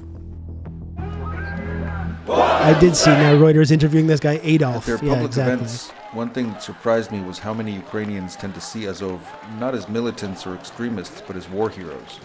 In Kiev, the capital, I watched an Independence Day parade where veterans of the Azov battalion marched alongside other volunteer militias, surrounded by cheering crowds. Sad to see Time, fucking Time engaging in this kind of pro-Kremlin propaganda in 2019 as well. Very disappointing stuff. The BBC and Time and CNN and all kinds of different Western outlets were engaging in this kind of Kremlin propaganda for fucking years leading up to this thing, even though they've forgotten about all this stuff now. Ukraine against Russia. But even at the march, there were signs of the far-right ideology that's so common inside Azov. The symbols on their flags have been especially controversial. Azov says it combines the letters I and N for idea of nation, but extremism experts see it as an emblem of Nazism. The official symbol of Azov, it's a version of Wolfsangel. It was one of the symbols of one of SS division during the World War II. It is one of more or less usual symbols for neo-Nazi groups all over the world. And it's not just about their symbols. When it was founded in 2014, Azov drew many of its commanders and recruits from Ukraine's most notorious far-right groups, including outright neo-Nazis. Vincent, are you watching this? Everyone who could hold weapons in their hand when Ukrainian state was paralyzed and... Are you watching this, Vincent, or has your fucking beret cut off the circulation of blood to your brain? Maybe you should pay attention to some of this stuff. Defense of Ukrainian state was totally in the hand of Ukrainian volunteers. So there were many war... Emperor's New Clothes. Vincent, this all started because I got accused of being a Kremlin propaganda by this man. I got accused of being a Kremlin propagandist by this man, Vincent Artman, who's pointing out all these Russian talking points, which apparently I spread, this Kremlin talking points that I've been spreading, which, as we're pointing out, are literally just based in factual analysis of what has happened in Ukraine. He's busy rubbing brie into his fucking baguette.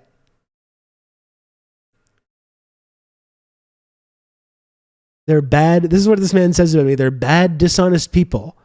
Making money, covering for imperialism. Vincent, you're covering for imperialism, sir. You're covering for imperialism. You're ignoring or obfuscating, intentionally obfuscating, or you're just too fucking stupid to recognize the role that Western imperialism, you know, the one major imperialist power around the world, Western imperialism, which as no other country or nation comes even fucking close to comparing to, you know, Western imperialism with our 800 military bases around the world, with our grip over the global financial system, with our grip over the global flow of information. You know, you're covering for Western imperialism, Vincent. You're supporting imperialism. You're denying the role that imperialism has played in creating this very conflict.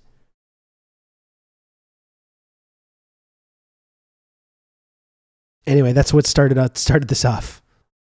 Adventurers, guys who believe that they are on a kind of ideological tour to save maybe the future of the West and so on and so forth. So the future of the white race? Or, yes. Azov's paramilitary wing is now a major fighting force, with its own bases and training grounds near the front lines of the war against pro-Russian forces. And again, I'm the reason I'm looking at these clips is because of motherfucking Vincent Artman is sharing this like Russia bad book, which apparently has these documents.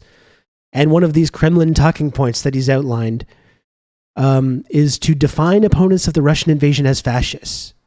And this, we saw the same thing again with Evan Dyer, the CBC's Evan Dyer the other day, talking about this Nazi fantasy in Ukraine. So I'm taking a look at some of the huge amount of Western reporting which covered this issue prior to February 2022 when everyone just agreed to forget about it. After the Veterans Parade in Kiev, I interviewed Andrei Biletsky, who founded the Vincent Azov Artman movement supports in this. 2014. Vincent supports Vincent Artman, who's accusing me of being a bad person who supports imperialism. Vincent Artman, beret-wearing dumb fuck Vincent Artman, supports giving these very people endless supplies of weapons and CIA training. And he calls me a bad person who supports imperialism. These are Vincent's allies. Vincent supports an endless flow of arms and training to these very people, and who he denies they even exist or suggests the idea that these people are politically or militarily prominent in Ukraine is some kind of Kremlin talking point. Служили вместе проливали кровь, переживали гибель товарищей, сладость побед, охраны общественного порядка на улице. Мы создаем отряды самообороны, которые помогают поддерживать порядок на улицах. Azov's leaders have also We did tried to do break into Vincent politics. Fartman. Yes, we did. They failed to win any seats in parliament during the most recent elections in 2019, but their plans in Ukraine are ambitious. Сьогодні ми відпочиваємо. And again, it's a Kremlin propagandist talking point to look at this and the fact that these people were being armed and trained by NATO, by Western intelligence, by the CIA, by Canadian intelligence. It's a Western talking point it's a pro-Kremlin talking point to suggest that Russia considered that to be a threat to their security. And I know we're just supposed to like denounce the illegal, unprovoked invasion, but is it that much of a fucking stretch? This is what I would ask these people. Is it that much of a stretch to suggest that they had a legitimate security concern here? The fact that these people who are openly anti-Russian, who are attacking ethnic and Russian language, Russian-speaking people in Ukraine, and they're being armed and funded and propped up with NATO weapons. Is it that much of a stretch to suggest that Russia viewed that as being a threat to their security and sovereignty? Putin. Thank you, Ross Publica. Thank you for the 8 months of Tier 1. This Vincent has been tweeting about Rob since October. I can't look at it. I'm already enraged just looking at this, so I can't look at this. Apparently this guy's been probably talking about me for a while, so I can't look at that. These are the people that NATO want to give nukes to, including their NATO propagandists like Vincent Artman. Size of the account. Rob Rousseau as a Kremlin propagandist? Wow, I didn't know that. You're telling me now for the first time. He led an amazing life. What else can you say? Whether you agree or not, he was an amazing man who led an amazing life. Thank you, Sophisticated Pills. Thank you, Sophisticated Pills, for the 200 Fred coin. Rob Derangement Syndrome. You hate to see it. Але навіть відпочиваючи, ми пропагуємо наші нові українські цінності. Бути сильними і сміливими. Бути єдиними і відчувати братерство. You know, I remember when we were against guys carrying around these kind of torches, these kind of torch lit parades. I thought that was supposed to be bad. Remember?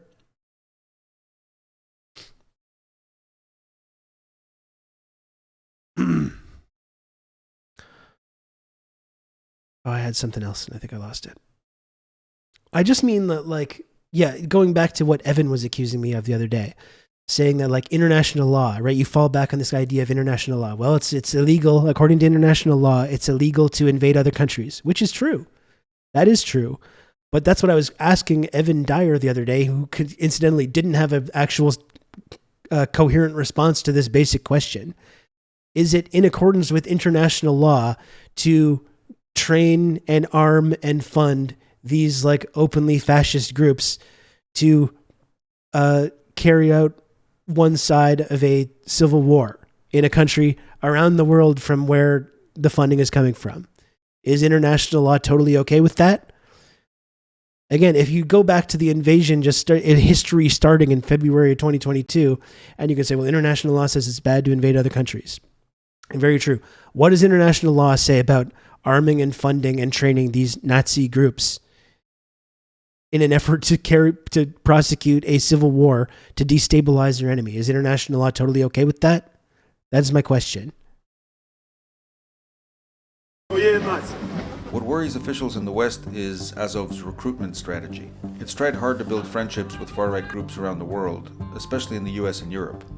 During my visit in 2019, I spent a day at one of the biggest recruitment events in Azov's history. Thousands of people showed up for a day of fighting sports and blatant propaganda. There were neo-Nazi symbols, tattoos, and posters all over the place. And many in the crowd seemed pretty receptive to Azov's far-right ideology.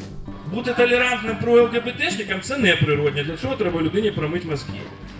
Поважати своїх батьків, любити своїх дітей, пишатися за свою країну – це нормально. Events like this also tend to attract recruits from abroad. One of the ones I met was named Robin, who had just arrived in Ukraine from Sweden, where he told me he Go was along with wanted what for you're hate saying, crimes. Diego. This is so hard to explain the surroundings for someone who's watching this, you know. It's surreal. It's like, I don't know, it's like something you read about the great Germany before, you know, in the 1920s. Yeah, the great Germany in the 1920s, yeah.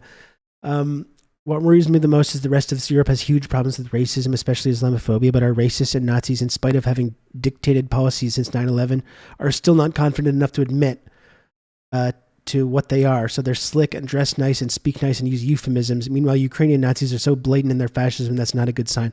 Exactly. And this is why this person is like delighted, right? Because it's like it's becoming normalized. They don't have to play these games anymore. Now it's being totally normalized and supported.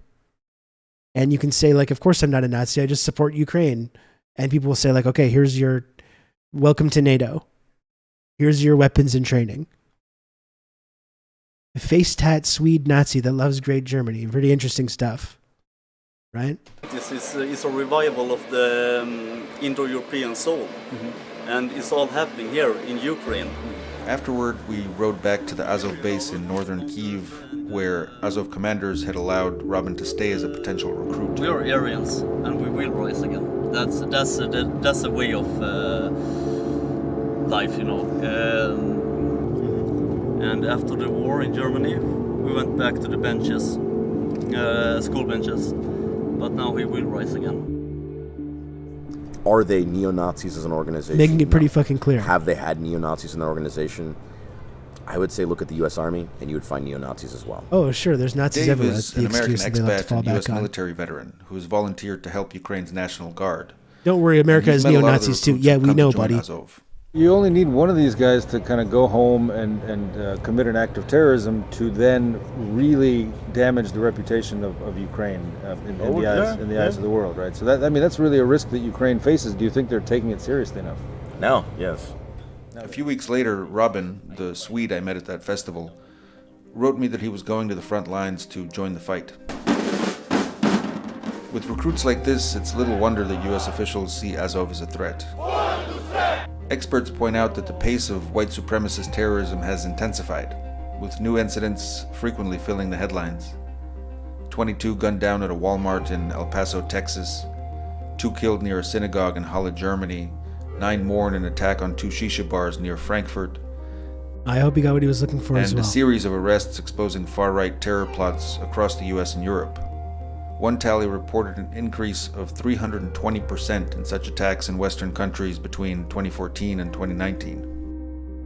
Я знаю, я вірю, я переконаний, що ми готові до боротьби, що ми готові бути сміливими і сильними. Що ми готові Look, and перемагати. they're preparing for a battle with Russia, like very clearly. А перед нами And who was telling them to get ready for a battle with Russia? They're NATO overlords. John McCain and Lindsey Graham. That's not a Kremlin conspiracy. We've got fucking video. We've got video of John McCain and Lindsey Graham talking to these people, being like, yeah, we're going to get you whatever you want. Take the fight to the Russians. You know? This fucking guy can look in this book and say like, oh, that's just like a Kremlin talking point. It's literally on video. And here they're saying 2 years before the conflict breaks out or escalates, it was already going on, obviously. We're getting ready for this great battle. We're getting ready for this confrontation. But yeah, no, that's not a civil war stoked by the West. No, there's no fascists in Ukraine. It's just a Kremlin fantasy. No, they were not persecuting people that were Russian. No, they didn't have this anti-Russian sentiment. All of this can be disproved with basic research coming from Western official media sources. Christ. остаточна велика перемога. Слава Україні! Героям слава! Слава нації! Смерть ворогам! Україна! Понад усе! Україна!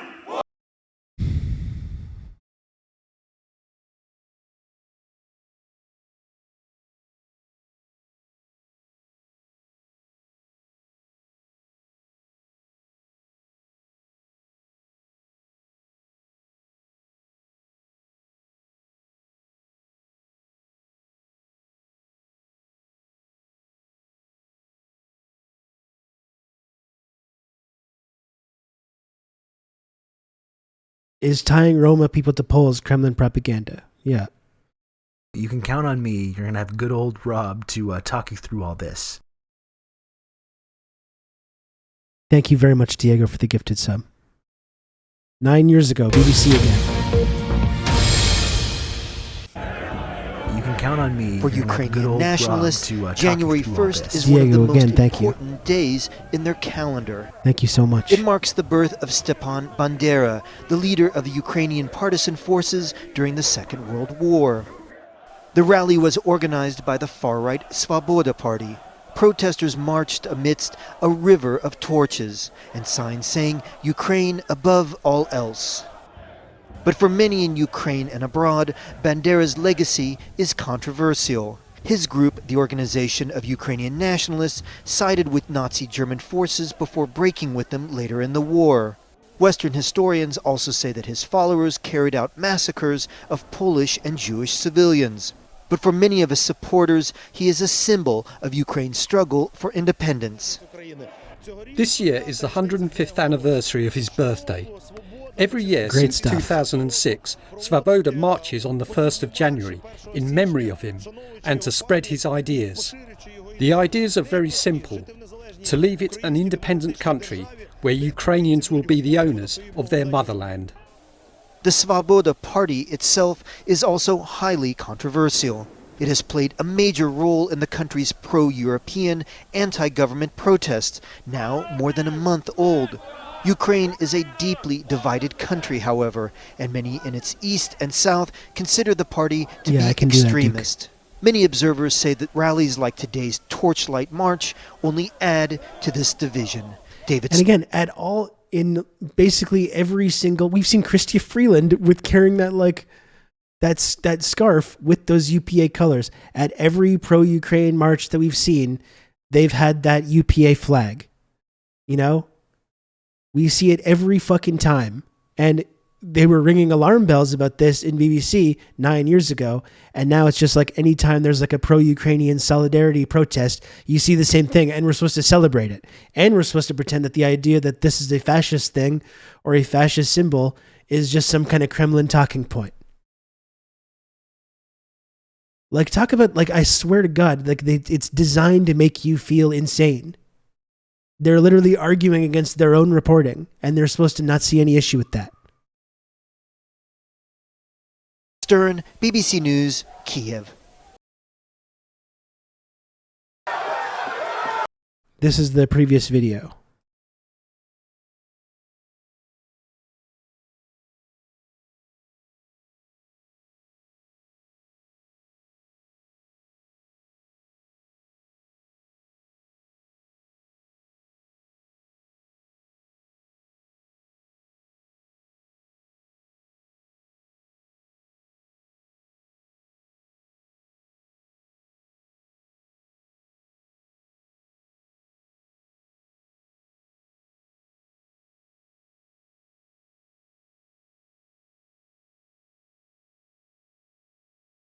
I know there's been CNN reporting on this too.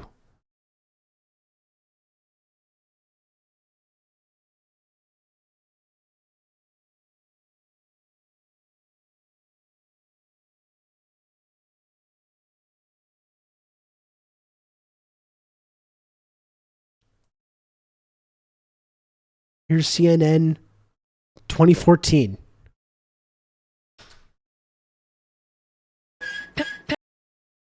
Petro Poroshenko will have a hard time winning back hearts and minds in this city as the people of Donetsk sweep up the 2,500 dead amid warning of full-scale war. It is warning from 10 years ago.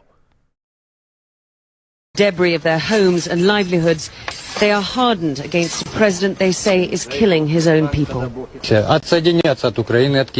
are Ukrainian, but they kill us, this man says. So we probably need our own country. The people in Kiev, they are not brothers for us. The shells hit these homes days ago, but the tears are still fresh.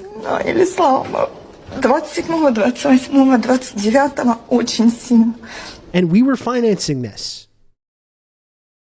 Do you think they were just, what military weapons were they used to bomb these civilians here and kill these 2,500 people? They're using NATO weapons that we were selling to them, that we were giving to them, and using training that we were giving to them.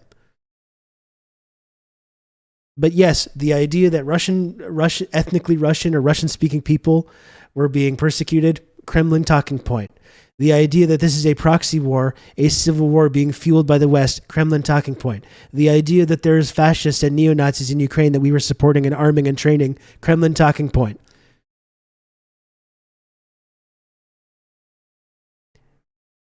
You know, and yeah, I'm sorry, I get angry when people that have supported this, that either have forgotten about this or intentionally are obfuscating it because they themselves are propagandists, and then accuse me of being a bad person that supports imperialism because I want this shit to stop.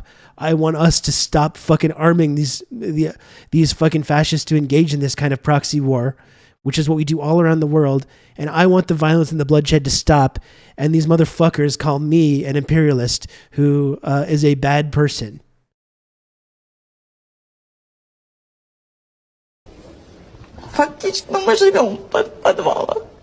Oh, this is just a Russian proxy list, so it's okay. So hard those 2,500 dead people, well, they're all Russian proxies, so who cares? Who cares, right? 2 weeks, especially for 27, 28, 29th. But only today it's quiet. Sorry, I need to go. 2 people were killed outside this block of flats last Wednesday. One of them was a 50-year-old woman, the other a 34-year-old woman. Her husband, who won't talk to us, he says he's in shock, managed to make it down to the cellar with their little child, but she just didn't have the time. And this is a story that repeats itself over and over in dozens of apartment blocks, with civilians being killed by the constant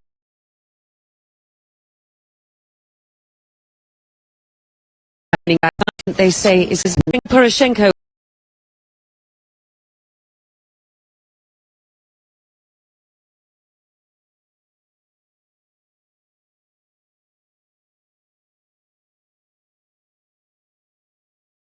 Or again, this screenshot we've seen a lot of.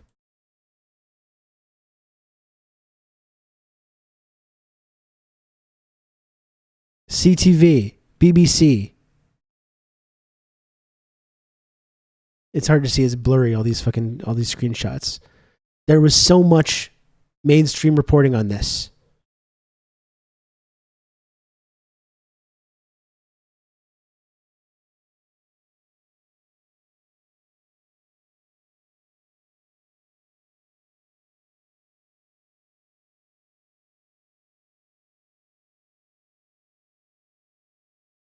But yes, according to these like pro-NATO people in the West, it's a Kremlin talking point to talk about this basic reality of what's been going on.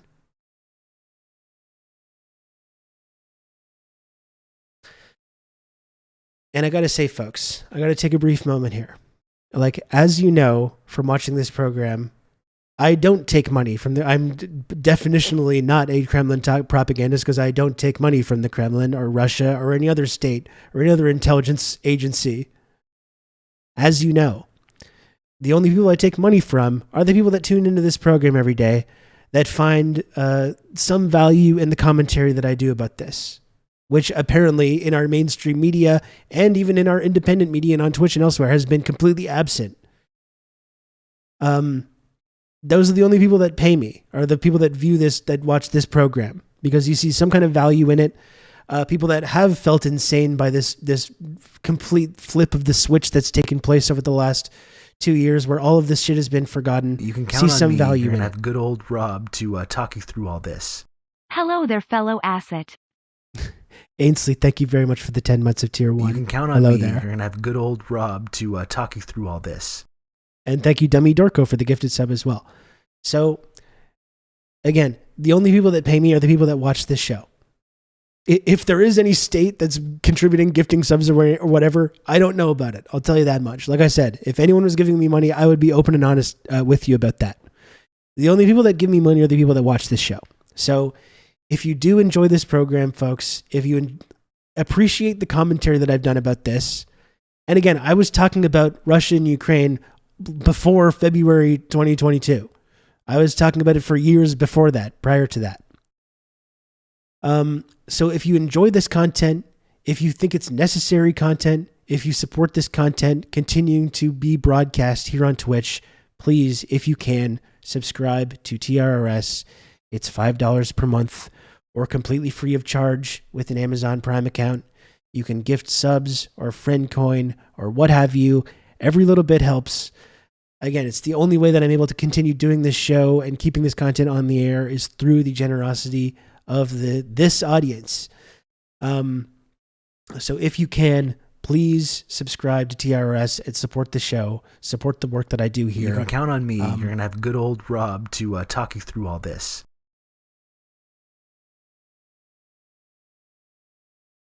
Wow. Okay, Rob. Seriously, wow.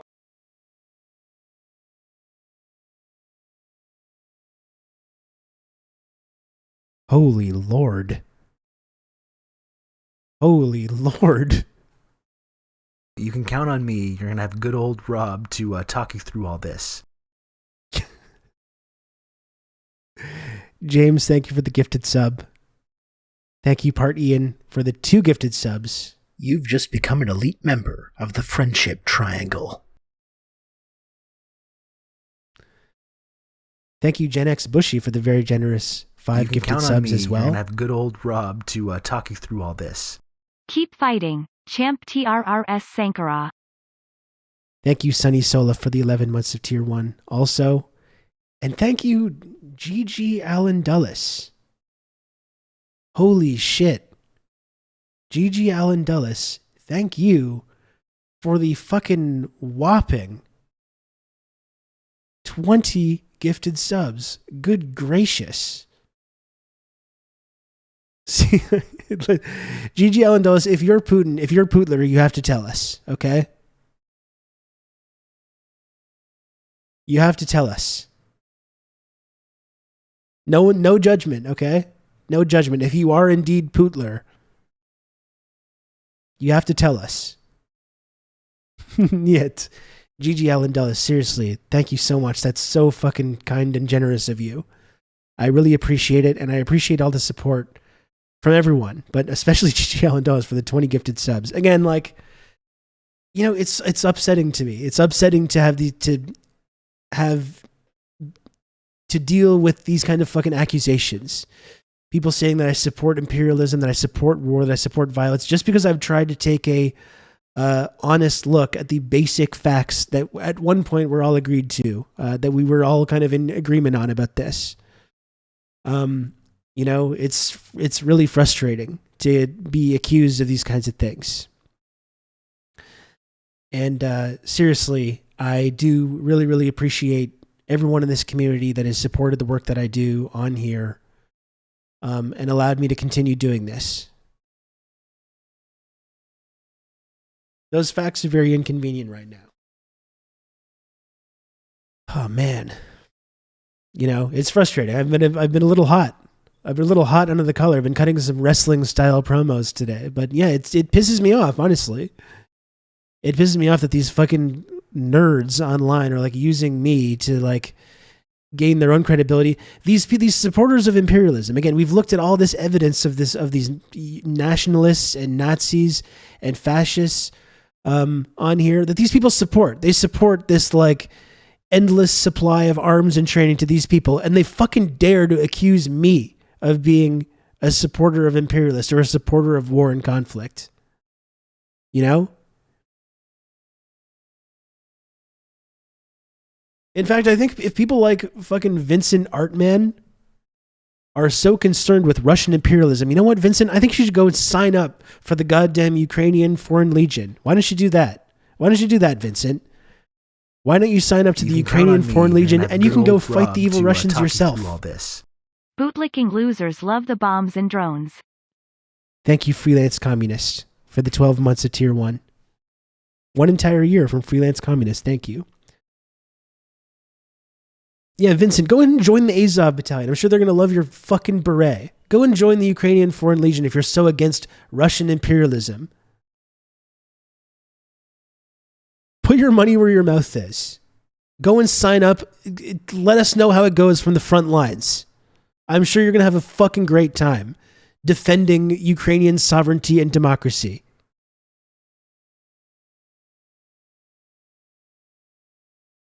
Keep my goddamn name out of your mouth, Vincent. I'm going to make fun of your stupid hat again.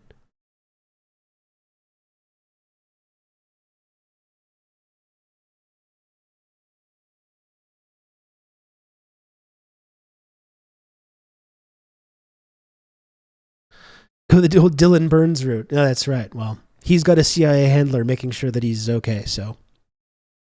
Dylan is nowhere, or fucking Vincent is nowhere near that big of a deal. You get no CIA handler. You get 3 days of training and then shift off to the front lines, Vincent. How about that?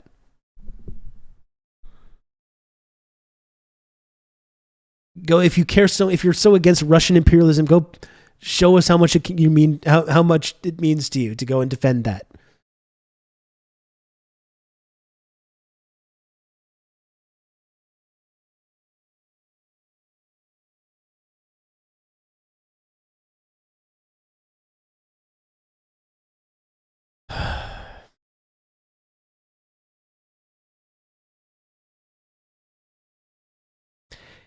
And, you know, as much as this guy, what does he call me? As standing with Glenn Greenwald and Aaron Mate, I'm actually proud to stand with, not so much Glenn Greenwald, but people like Noam Chomsky, who whose analysis I think has been great on this. Proud to stand with Noam Chomsky on this. Proud to stand with Vijay Prashad. You know? I stand by, as I've gotten some things wrong about this, I stand by every single word that I've said about this over the last, not even year and a half, because again, I've been talking about this since like 2018. As much as Vincent likes to think that I just got on board with this Kremlin propaganda push in February 2022, I've been actually spending a few years learning about this and thinking about it and talking about it. And I stand by every single thing that I've said or written about this. I'm a little hesitant to stand with Aaron. Me too. Yeah. Standing with Kissinger. Well, that's the thing. That's how ridiculous it is. Vincent Artman is to Kissinger's right on this.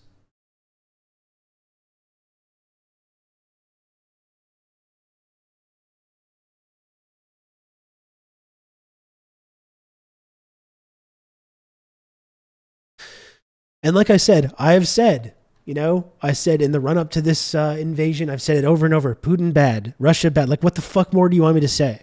I've done their precious condemnation of this illegal invasion and all that stuff. Clearly it's not enough for people like Vincent.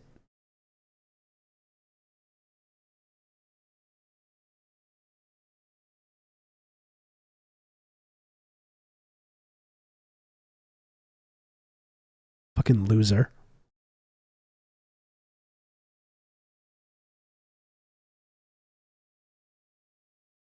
Yeah, you gotta get on your knees and be a lapdog.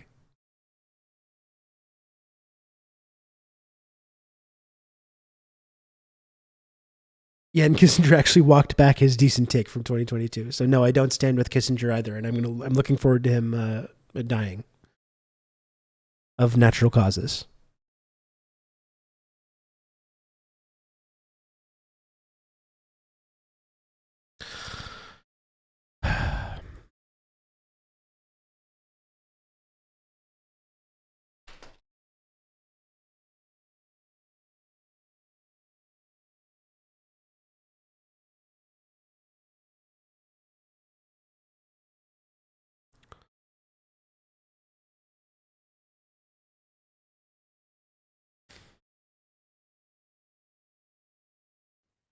The contradiction here is the U.S. has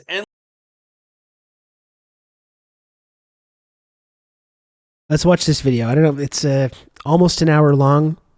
I think we got time to get through this. I'm going to try and have minimal interruptions. I've been talking a lot. So let's watch this video. This is from the bases, but why are Breakthrough News page. This video is Proxy War in Ukraine, the view from China and from the U.S. anti-war movement. And just, I'll say again, like after, as much as it's apparently part of this Kremlin propaganda to suggest that the invasion is a civil war stoked by the West. I mean, it's just like, there is so much legitimate mainstream reporting that indicates this. Like, I don't know what else you call it when the West arms and trains and funds these very groups, which we were fear-mongering about a few years ago, in order to fight Russians in eastern Ukraine. It's a civil war stoked by the West. That's just the fact. You can stick your fucking fingers in your ears and stick your head in the sand and try to ignore that fact, or just say everything that I don't like, everything that contradicts my worldview in any way is just Kremlin propaganda. That's the reality, though. I deal with the reality. I deal with the material world because I'm a materialist. I'm not a Putinist or a Stalinist or a Kremlin propagandist or a Dengist or any of this shit. I'm a materialist. That means I deal with the real fucking world.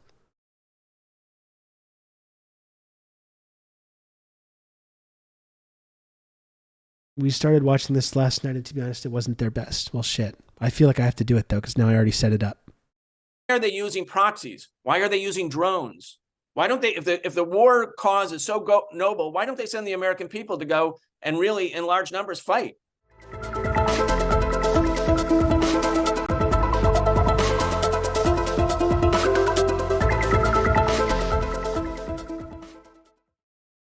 Well, it's very good to be with you on March 18th, 2023, the weekend that marks the 20th anniversary of the U.S. invasion of Iraq, the shock and awe invasion of Iraq, an invasion that was illegal and based on lies and based on deception, based on a violation of international law, not to mention U.S. law, an invasion that took the lives of hundreds of thousands of Iraqis, according to most objective estimates, including the Lancet Medical Journal from the UK.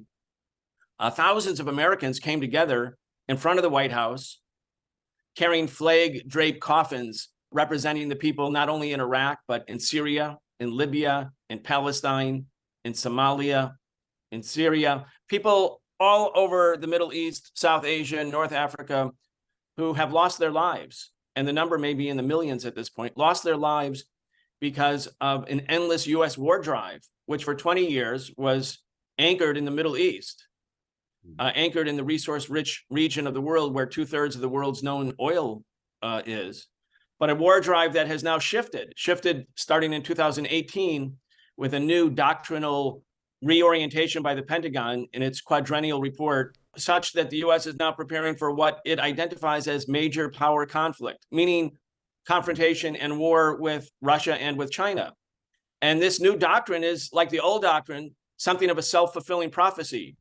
The war on terror that was adopted as the official doctrine of the U.S. after the September 11th terrorist attacks became a self-fulfilling prophecy. The U.S. went to war in Iraq. It went to war in Libya. It carried out a proxy war in Syria, attempting to smash and destroy that government. Now the U.S. has shifted. The war on terror is old school, kind of passé, not that interesting.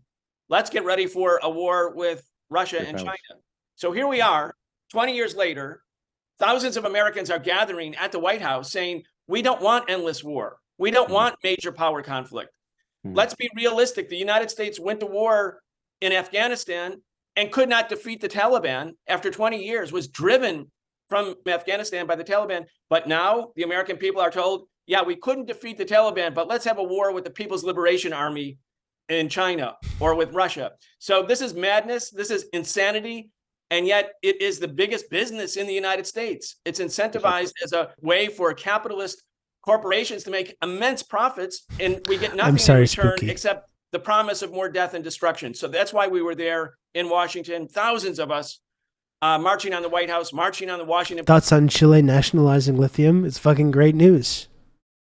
And again, places in Latin America are becoming more and more comfortable doing that, where in the past they would know that would be an instant invitation to invite Western imperialists into their country to overthrow their regimes or their democratically elected governments.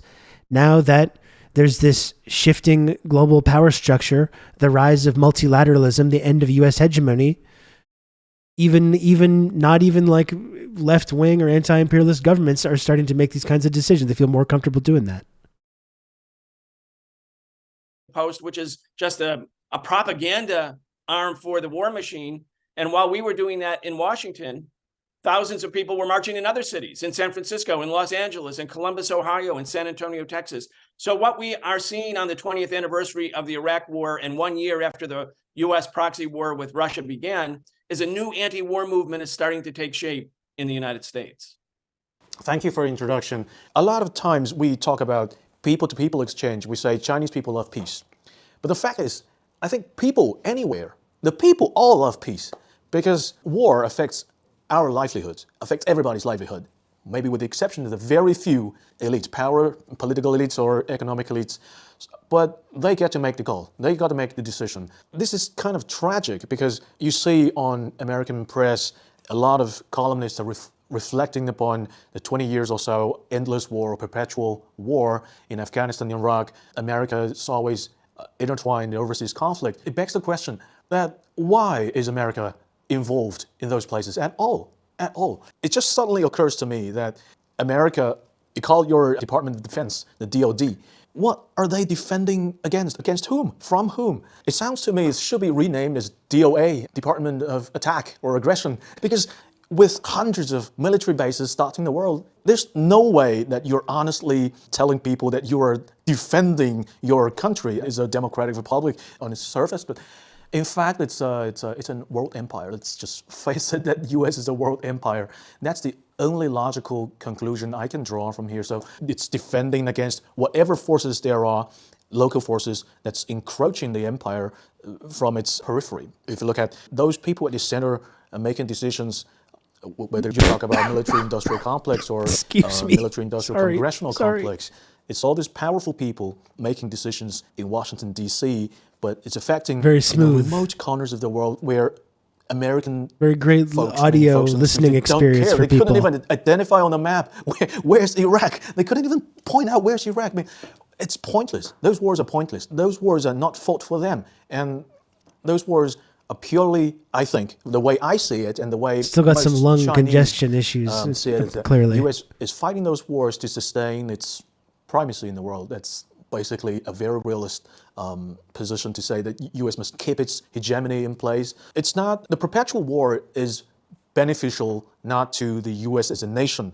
but it's beneficial to probably the 30,000 defense contractors. It's just a very tiny bunch of the society. I mean, they are this corporate capitalist class. They are not, the genuinely peace-loving folks. I do all kinds of authoritarian propaganda. That's right. I cover all my bases. Yes, you can go on the streets and shouting your slogans and say, okay, we demand change. You are a democratic government, so why are you not acting according to our will? Because it's people's will. What I find is a sad reality that it doesn't reflect people's will. There was this sinologist, Lucian Pye, who said a phrase about China. I'm well-rounded, Hildy. State disguising, I don't just have one authoritarian government that I simp for. I include all very diverse. Empire pretending to be a sovereign state or a democratic republic. I think that's really sad. I don't know what you think about it. Yeah, well, let's start with your premise, which is that it's not simply Chinese people who want peace.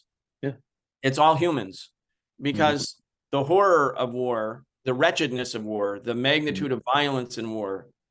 It goes against everything that human beings want and desire. I mean, war really is the enemy of humanity. And yet we're plunged into many, many wars. And I think you're also doing the right thing by trying to understand what's causing the United States, which is a secure country. It has a vast ocean on its west, and it has a vast ocean on its east. It's not easy to invade the United States, not to mention its size, its magnitude, its population, its military. It's a well-protected country. The last time the U.S. was invaded was the War of 1812. That was more than 200 years ago. So of all the nations in the world, the U.S. is You don't the need to least invade the likely U.S. You can to just be the like target hang back and like watch them unravel and destroy themselves, which is what I think China seems content to do. of military aggression. Doesn't mean things can't happen. It doesn't mean September 11th didn't happen, et cetera, et cetera. But in general, the U.S. has a military budget of almost Not $900 secure billion. financially, that's true. It's about 4.5 times larger than China's. It's more than the Russian military budget is $60 billion.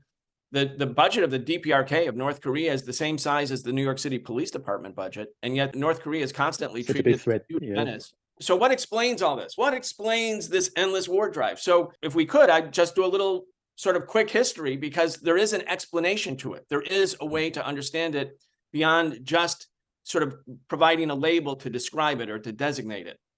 The Department of Defense, as you mentioned, misnamed, was formerly called the Department of War, which was correctly named. It was called the Department of War throughout World War II.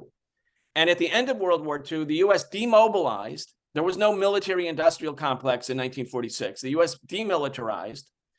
It reconverted its war economy to a peace economy. And immediately the U.S. economy went into recession, as it had been in depression in the 1930s.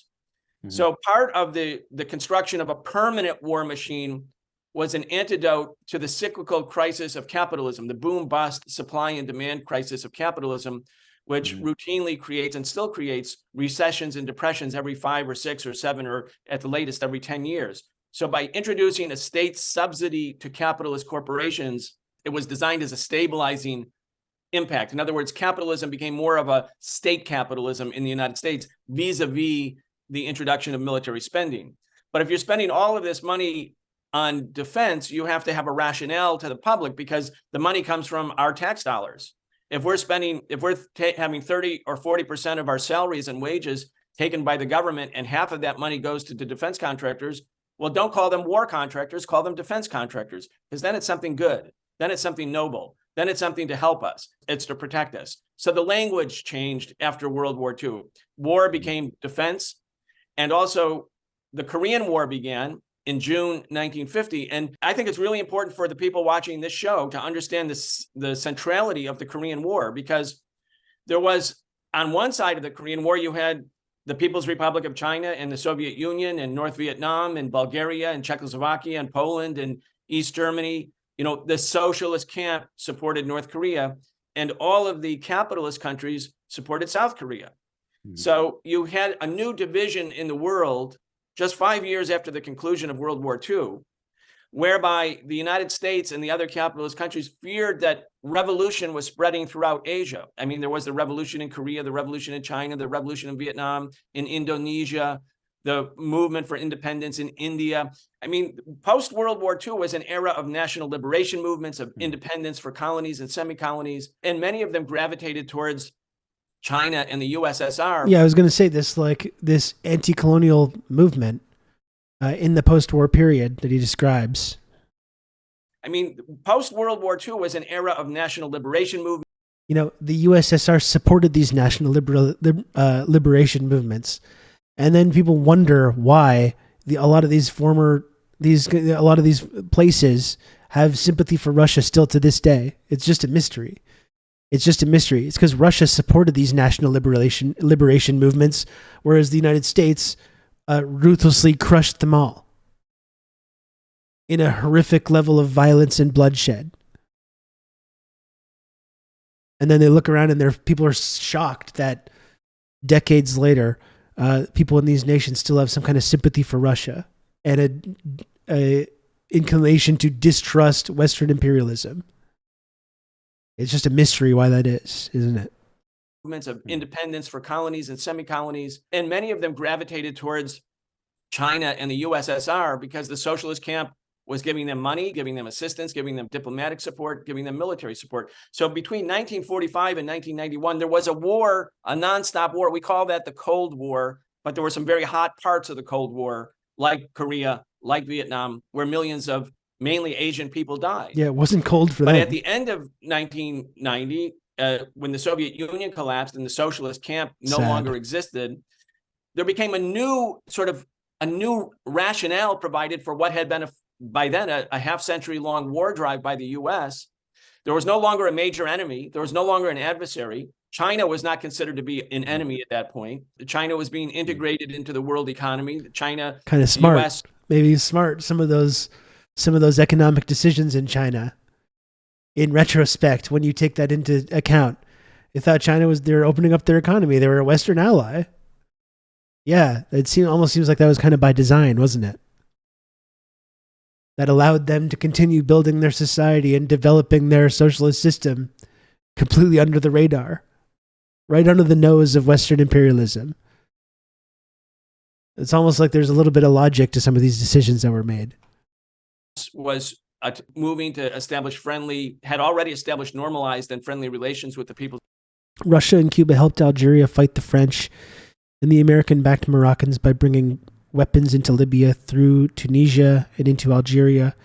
Tunisian president would act like he didn't know when confronted by the French, and it almost got to the point where France was going to recolonize Tunisia, but they weren't in an economic position to do so after France left Vietnam, as well as the fallout after World War II and fall of the Third or Fourth Republic. Yeah.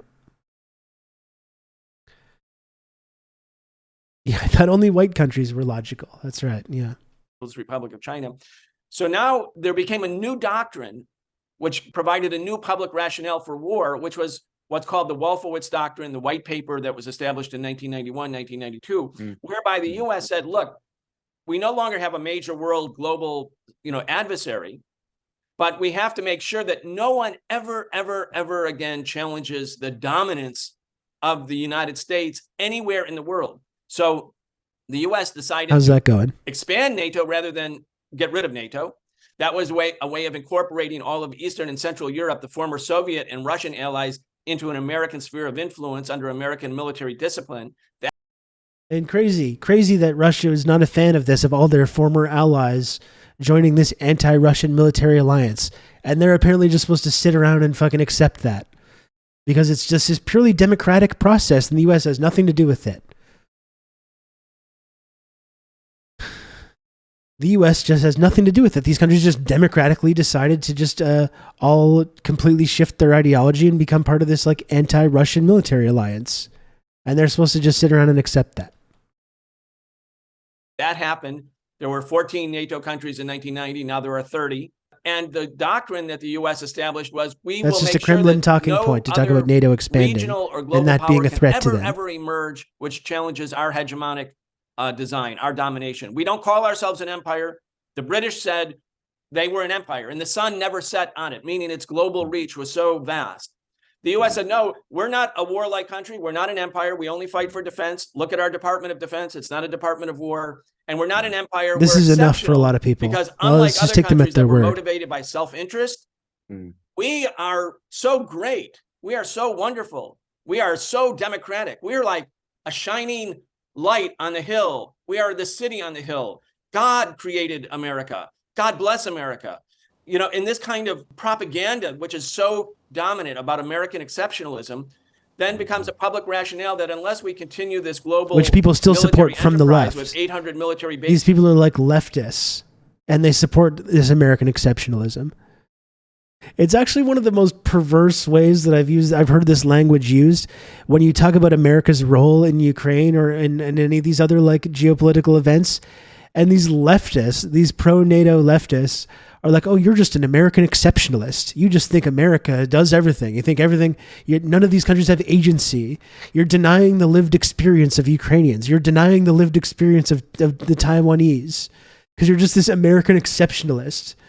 When you correctly recognize the role of the global hegemon in animating these world affairs, which shouldn't be that complicated to wrap your tiny little mind around.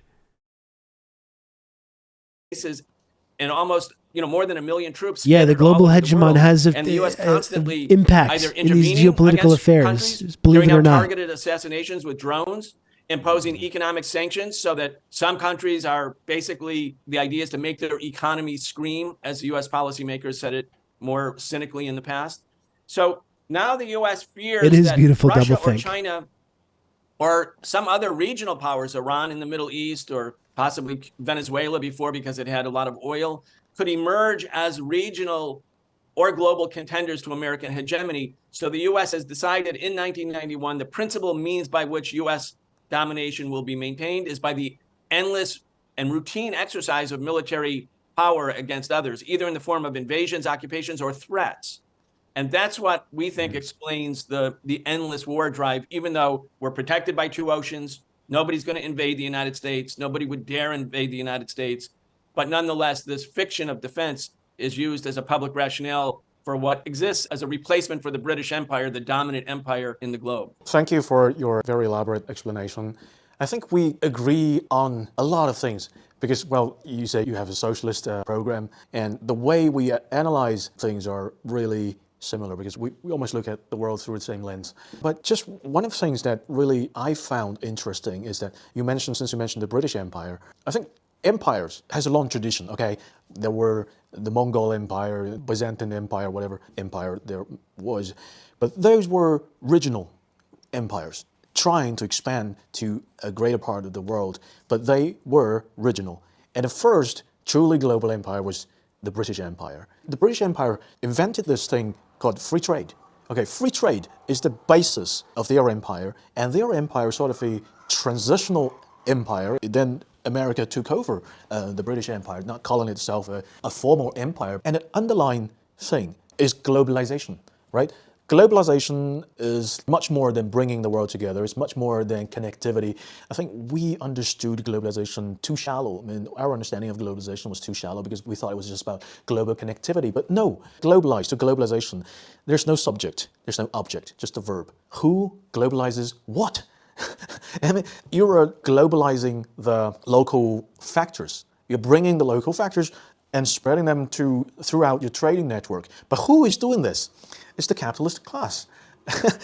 We tend to forget or we tend to cover this up. So we just say, oh, globalization. Okay, it's an inherently good thing. It's a moral thing to do, that development comes from globalization as a result of globalization. But no, globalization is creating wealth, but the wealth created is disproportionately distributed among the people. So, 20 years ago, Thomas Friedman said the world is flat. But the world is flat for whom? You think about it. It's to this global capitalistic class is trying to bulldoze the world, get rid of all those barriers set forth by sovereign states.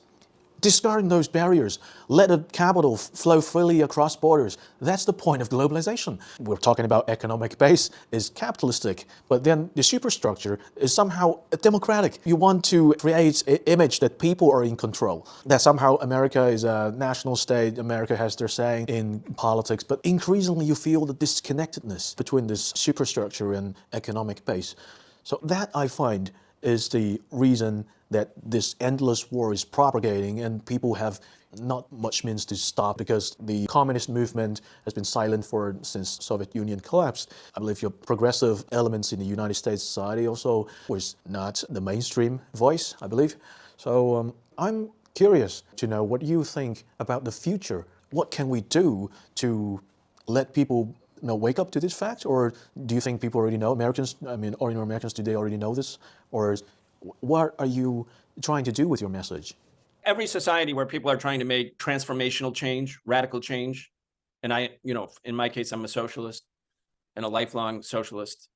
People are always a pretty small minority until a certain Only set of facts you're in circumstances ULib in develop 2004. We've all been on a journey. A It's previously okay. marginalized or seemingly fringe idea become popular and massive in its popularity very rapidly. That's the history. Let's talk about globalization, for instance. Globalization is, since you brought it up, there's been different stages of globalization. When Christopher Columbus set sail for the so-called New World, that was the beginning of a real globalization.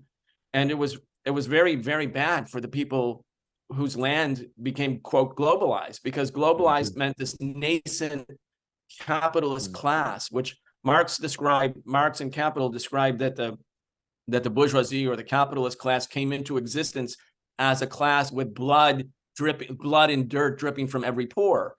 And it's poetry in a way in Capital, but it's accurate. I mean, when you look at what actually happened to the people in Central America, the indigenous people in Central and the northern part of Doing good, Frug. Doing good. A little bit heated today.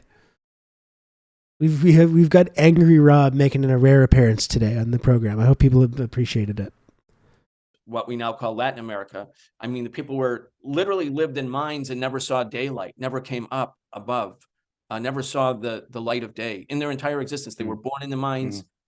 The more privileged miners were closer to the surface. I mean, in the Spanish Empire, Portugal, I mean, the colonial empires of Europe, which were really the capitalist classes, because the working classes, the people who went to work every day or worked in the fields, they weren't rich. But this growing accumulation of capital, the globalization was the key to it.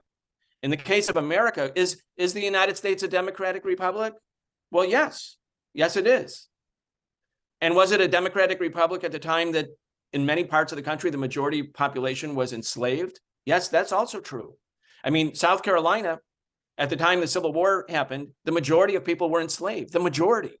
It wasn't a minority, it was the majority. That's a Were there crazy elections in South statistic. Carolina? Yes, there were. Was it a republic? Florida was majority black and majority enslaved.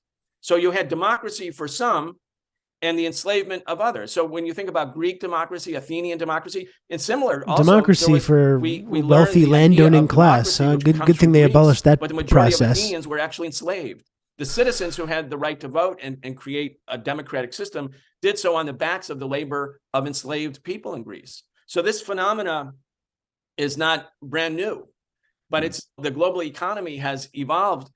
We are now in a position where the concentration of wealth is even greater than it was 200 years ago, and certainly greater than it was 2,000 years ago. And so you have these globalizers, as you mentioned correctly, for their benefit. American jobs, say in Detroit, were destroyed. I mean, thousands, tens of thousands, hundreds of thousands of people who had decent paying jobs in Detroit or in Chicago or in West Virginia. Those jobs were sent overseas in the 1990s. Why? Because you could pay workers in other countries at lower wage. Like China. And the technology was such that you could ship it back to the United States. So American companies, textile companies, could go to Bangladesh, produce shirts, send them thousands of miles away back, and American consumers could buy them for $8.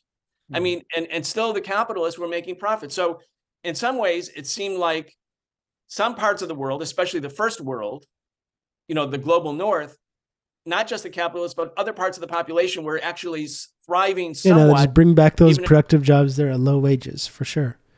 Especially, these specialized industries that have been in decades in other countries now building up this workforce who is like highly trained and highly efficient and able to do these things. Just bring these industries right back to America. It should be no problem.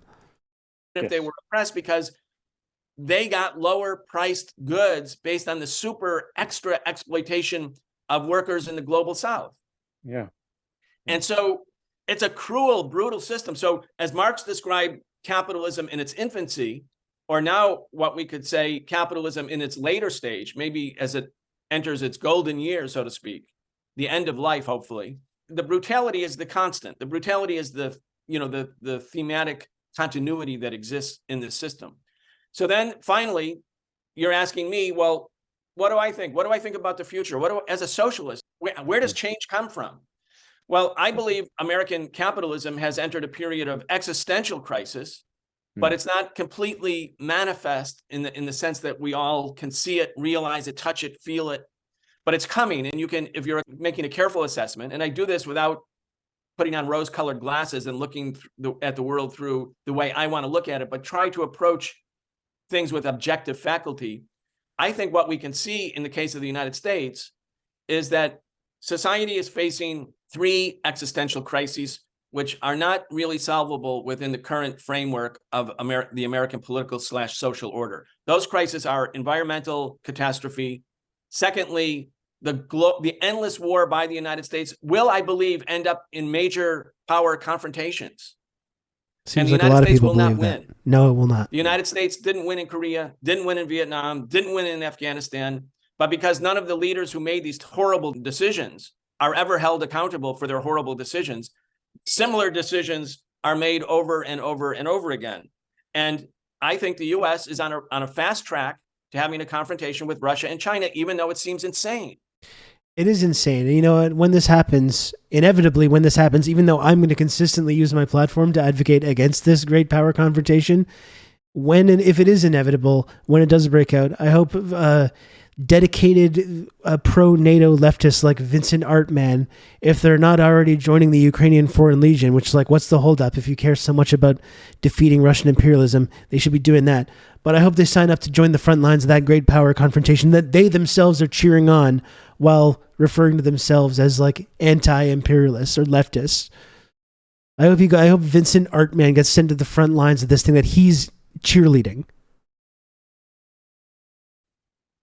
And the U.S. won't win. That's a second crisis. And there's a third crisis, which is the introduction of artificial intelligence and this exponential shift in technology. Thank you, Lodane. I would hope not. Adaptations that are taking place will eliminate the whole 50 or Malcolm 60 or Nance story is 70% of the hilarious. existing Yeah. jobs in the United States within the next 10 to 15 years. And under capitalism, where the capitalists, if they get rid of a worker, they say, I agree, thank you very SXN. much for your Do you service. care about And Taiwan? no one You has any fucking responsibility go over for that and defend individual. Taiwan yourself. It's like once you're no longer useful to the capitalist, you're on your own. I will be an extremely annoying conscientious objector. I mean, generally, like that's what I'm concerned with, you know, because I don't intend to change my outlook on this. I don't intend to stop doing the work that I'm doing, but like I do kind of think that it's going to get to a point where it's just going to be illegal to share this perspective. I really do think that. And again, people like our friend Vincent will encourage that. You know, it's just going to eventually, fundamentally, that's like part of the whole problem here, right? Just the idea of sharing Russia's perspective of this or any other kind of geopolitical affair or conflict. It's just becoming like inherently like wrong and immoral to do, right? You're like, this person's sharing this like Russian viewpoint. You got to get rid of them. You got to deplatform, get him off social media, whatever. But it's like, even if you are a 100% unapologetic Russian chauvinist Putin supporter, do we live in a society that has free speech or not? Are you allowed to articulate that viewpoint or not? And again, I'm not even one of these people, but like, if we live in a society that has free speech, that's a legitimate viewpoint, whether you like it or not, whether it makes you mad or not, that's a legitimate viewpoint. That's a legitimate perspective, just articulating the perspective of Russia in this conflict or articulating the perspective of China. Whether you like it or not, that's a legitimate viewpoint. It's a legitimate perspective. And people are literally like clamoring to ensure that it's just not even possible to even say these things, or to suggest that anything that is remotely not involved in this like 100% Russia bad, China bad narrative is just like propaganda and wrong and whatever, you know? And people are going to support this. Did you see what Facebook is doing with the Hirsch article? No, but I think I did hear something about this, that's being like suppressed.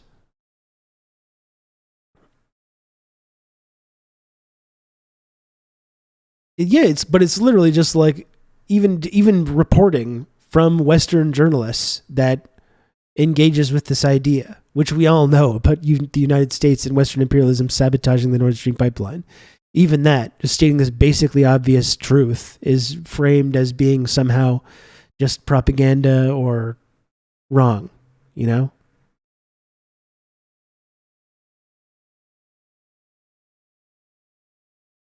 This, 100% pure capitalism, American capitalism, half the working class is going to be completely eviscerated as a consequence of the introduction of AI, artificial intelligence. So instead of artificial intelligence being a liberator in the end of backbreaking labor and sort of allowing the human family to do other things rather than work, have more time for culture, education, recreation, family, it will mean evisceration.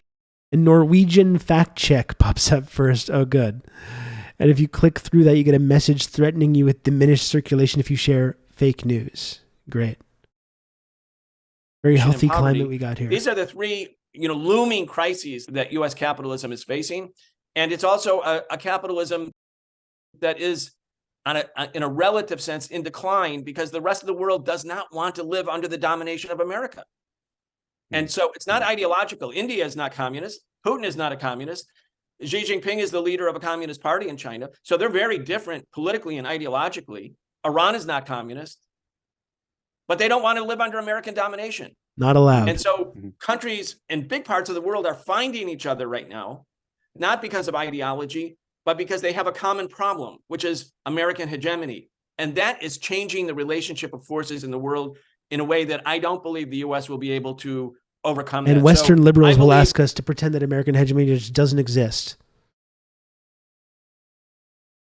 that the apparent stability in American capitalism will give way within a relatively short period of time. It might move to the left, which I believe as a socialist it can, and there's more and more popularity of socialism here. Most young people in America now think socialism is a good thing, not a bad thing. But we also have the danger of fascism in America because the military-industrial complex, faced with a rising progressive socialist young population, would prefer to go with these revanchist reactionaries who think the real problem for the United States is that the United States is not white enough, not powerful enough, is introducing non-traditional family values, et cetera, et cetera. So there's going to be a crisis in American society. You can see it clearly emerging. It can go to the left in a socialist direction, but it could also go to the right. This is not something that has been settled. It's a I don't think it's going to go to the left, unfortunately, Brian. So that's how I evaluate things inside the U.S. Because you see, even like American leftists, how much they've been completely pulled into the pro-NATO side of this perspective. So, yeah, it's unfortunately, as much as I would like to be wrong about this, it will not be going to the left.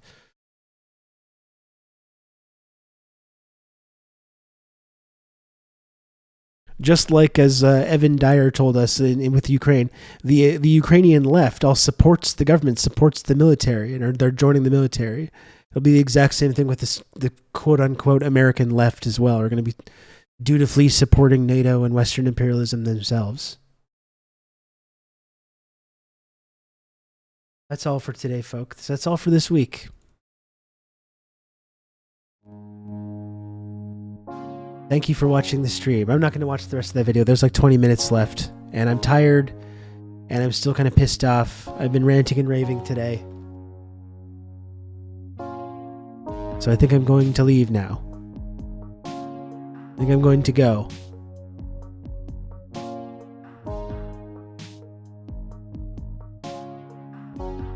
Thanks for watching the stream today and this week, folks. And again, thanks so much to everyone who supports this program. Seriously. A huge shout out / thank you to Gigi Allen Dulles for all the support today. But really, everyone that tunes into this program and that supports the work that I do here, I can't tell you how much it means to me. It's been frustrating. It's not that a lot of people have it worse than I do, but being accused of this kind of bullshit, Kremlin propaganda, and supporting imperialism, supporting war and violence, it's fucking really frustrating. And I really do appreciate that there's a community that tunes into this program, that sees some value in the commentary that I do on this, and supports the work that I do. I could not do it without you. As I've said before, I would love to get a job like in the media in this country. I've got a big social media platform. I have the ability to articulate these things. You'd think that it would be easy for me to just get a job in Canadian media, but because I have these views and I articulate these things, even though we're supposed to have like a marketplace of ideas and free speech and all this bullshit, it's just not an option for me. So really, it means a lot to me that there's people that tune into this program and support the work that I do. No blue check, exactly. I'm being persecuted even more. Being persecuted yet again. So thanks again, folks. Thank you, seriously.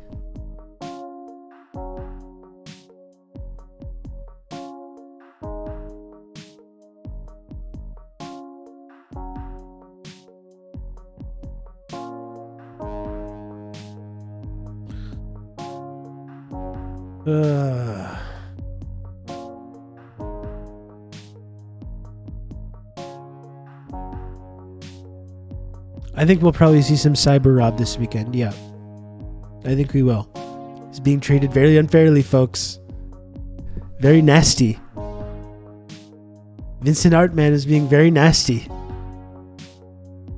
Being very nasty to your favorite streamer. I hope fucking Vincent signs up for the Ukrainian Foreign Legion. Please, Vincent. If you care about defending Ukrainian sovereignty and fighting against the evil Russians, go and enlist. Go and enlist, Vince. See how that goes for you. I'm sure it's going to go really great.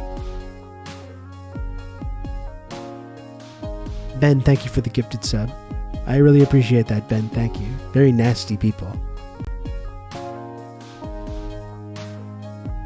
Nasty.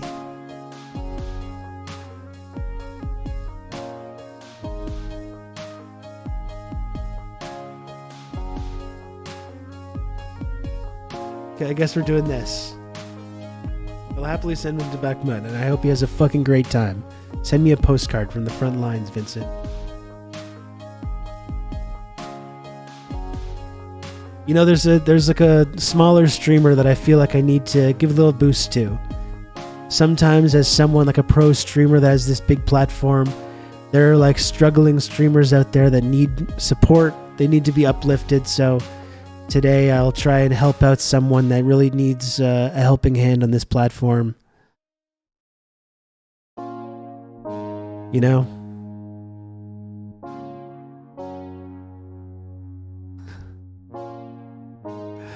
Maybe that beret could even fit over a helmet.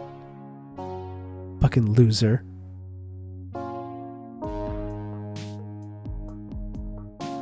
Jesus.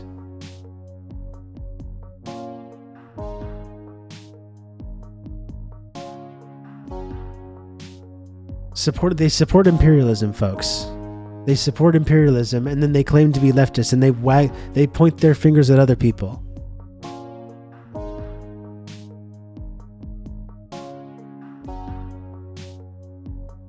Sad. Sad and pathetic behavior. Okay, I'm gonna go. Take care, folks. I'll be back probably for some Cyber Rob this weekend. Join the Discord server if you're not in there. I'll talk to you soon.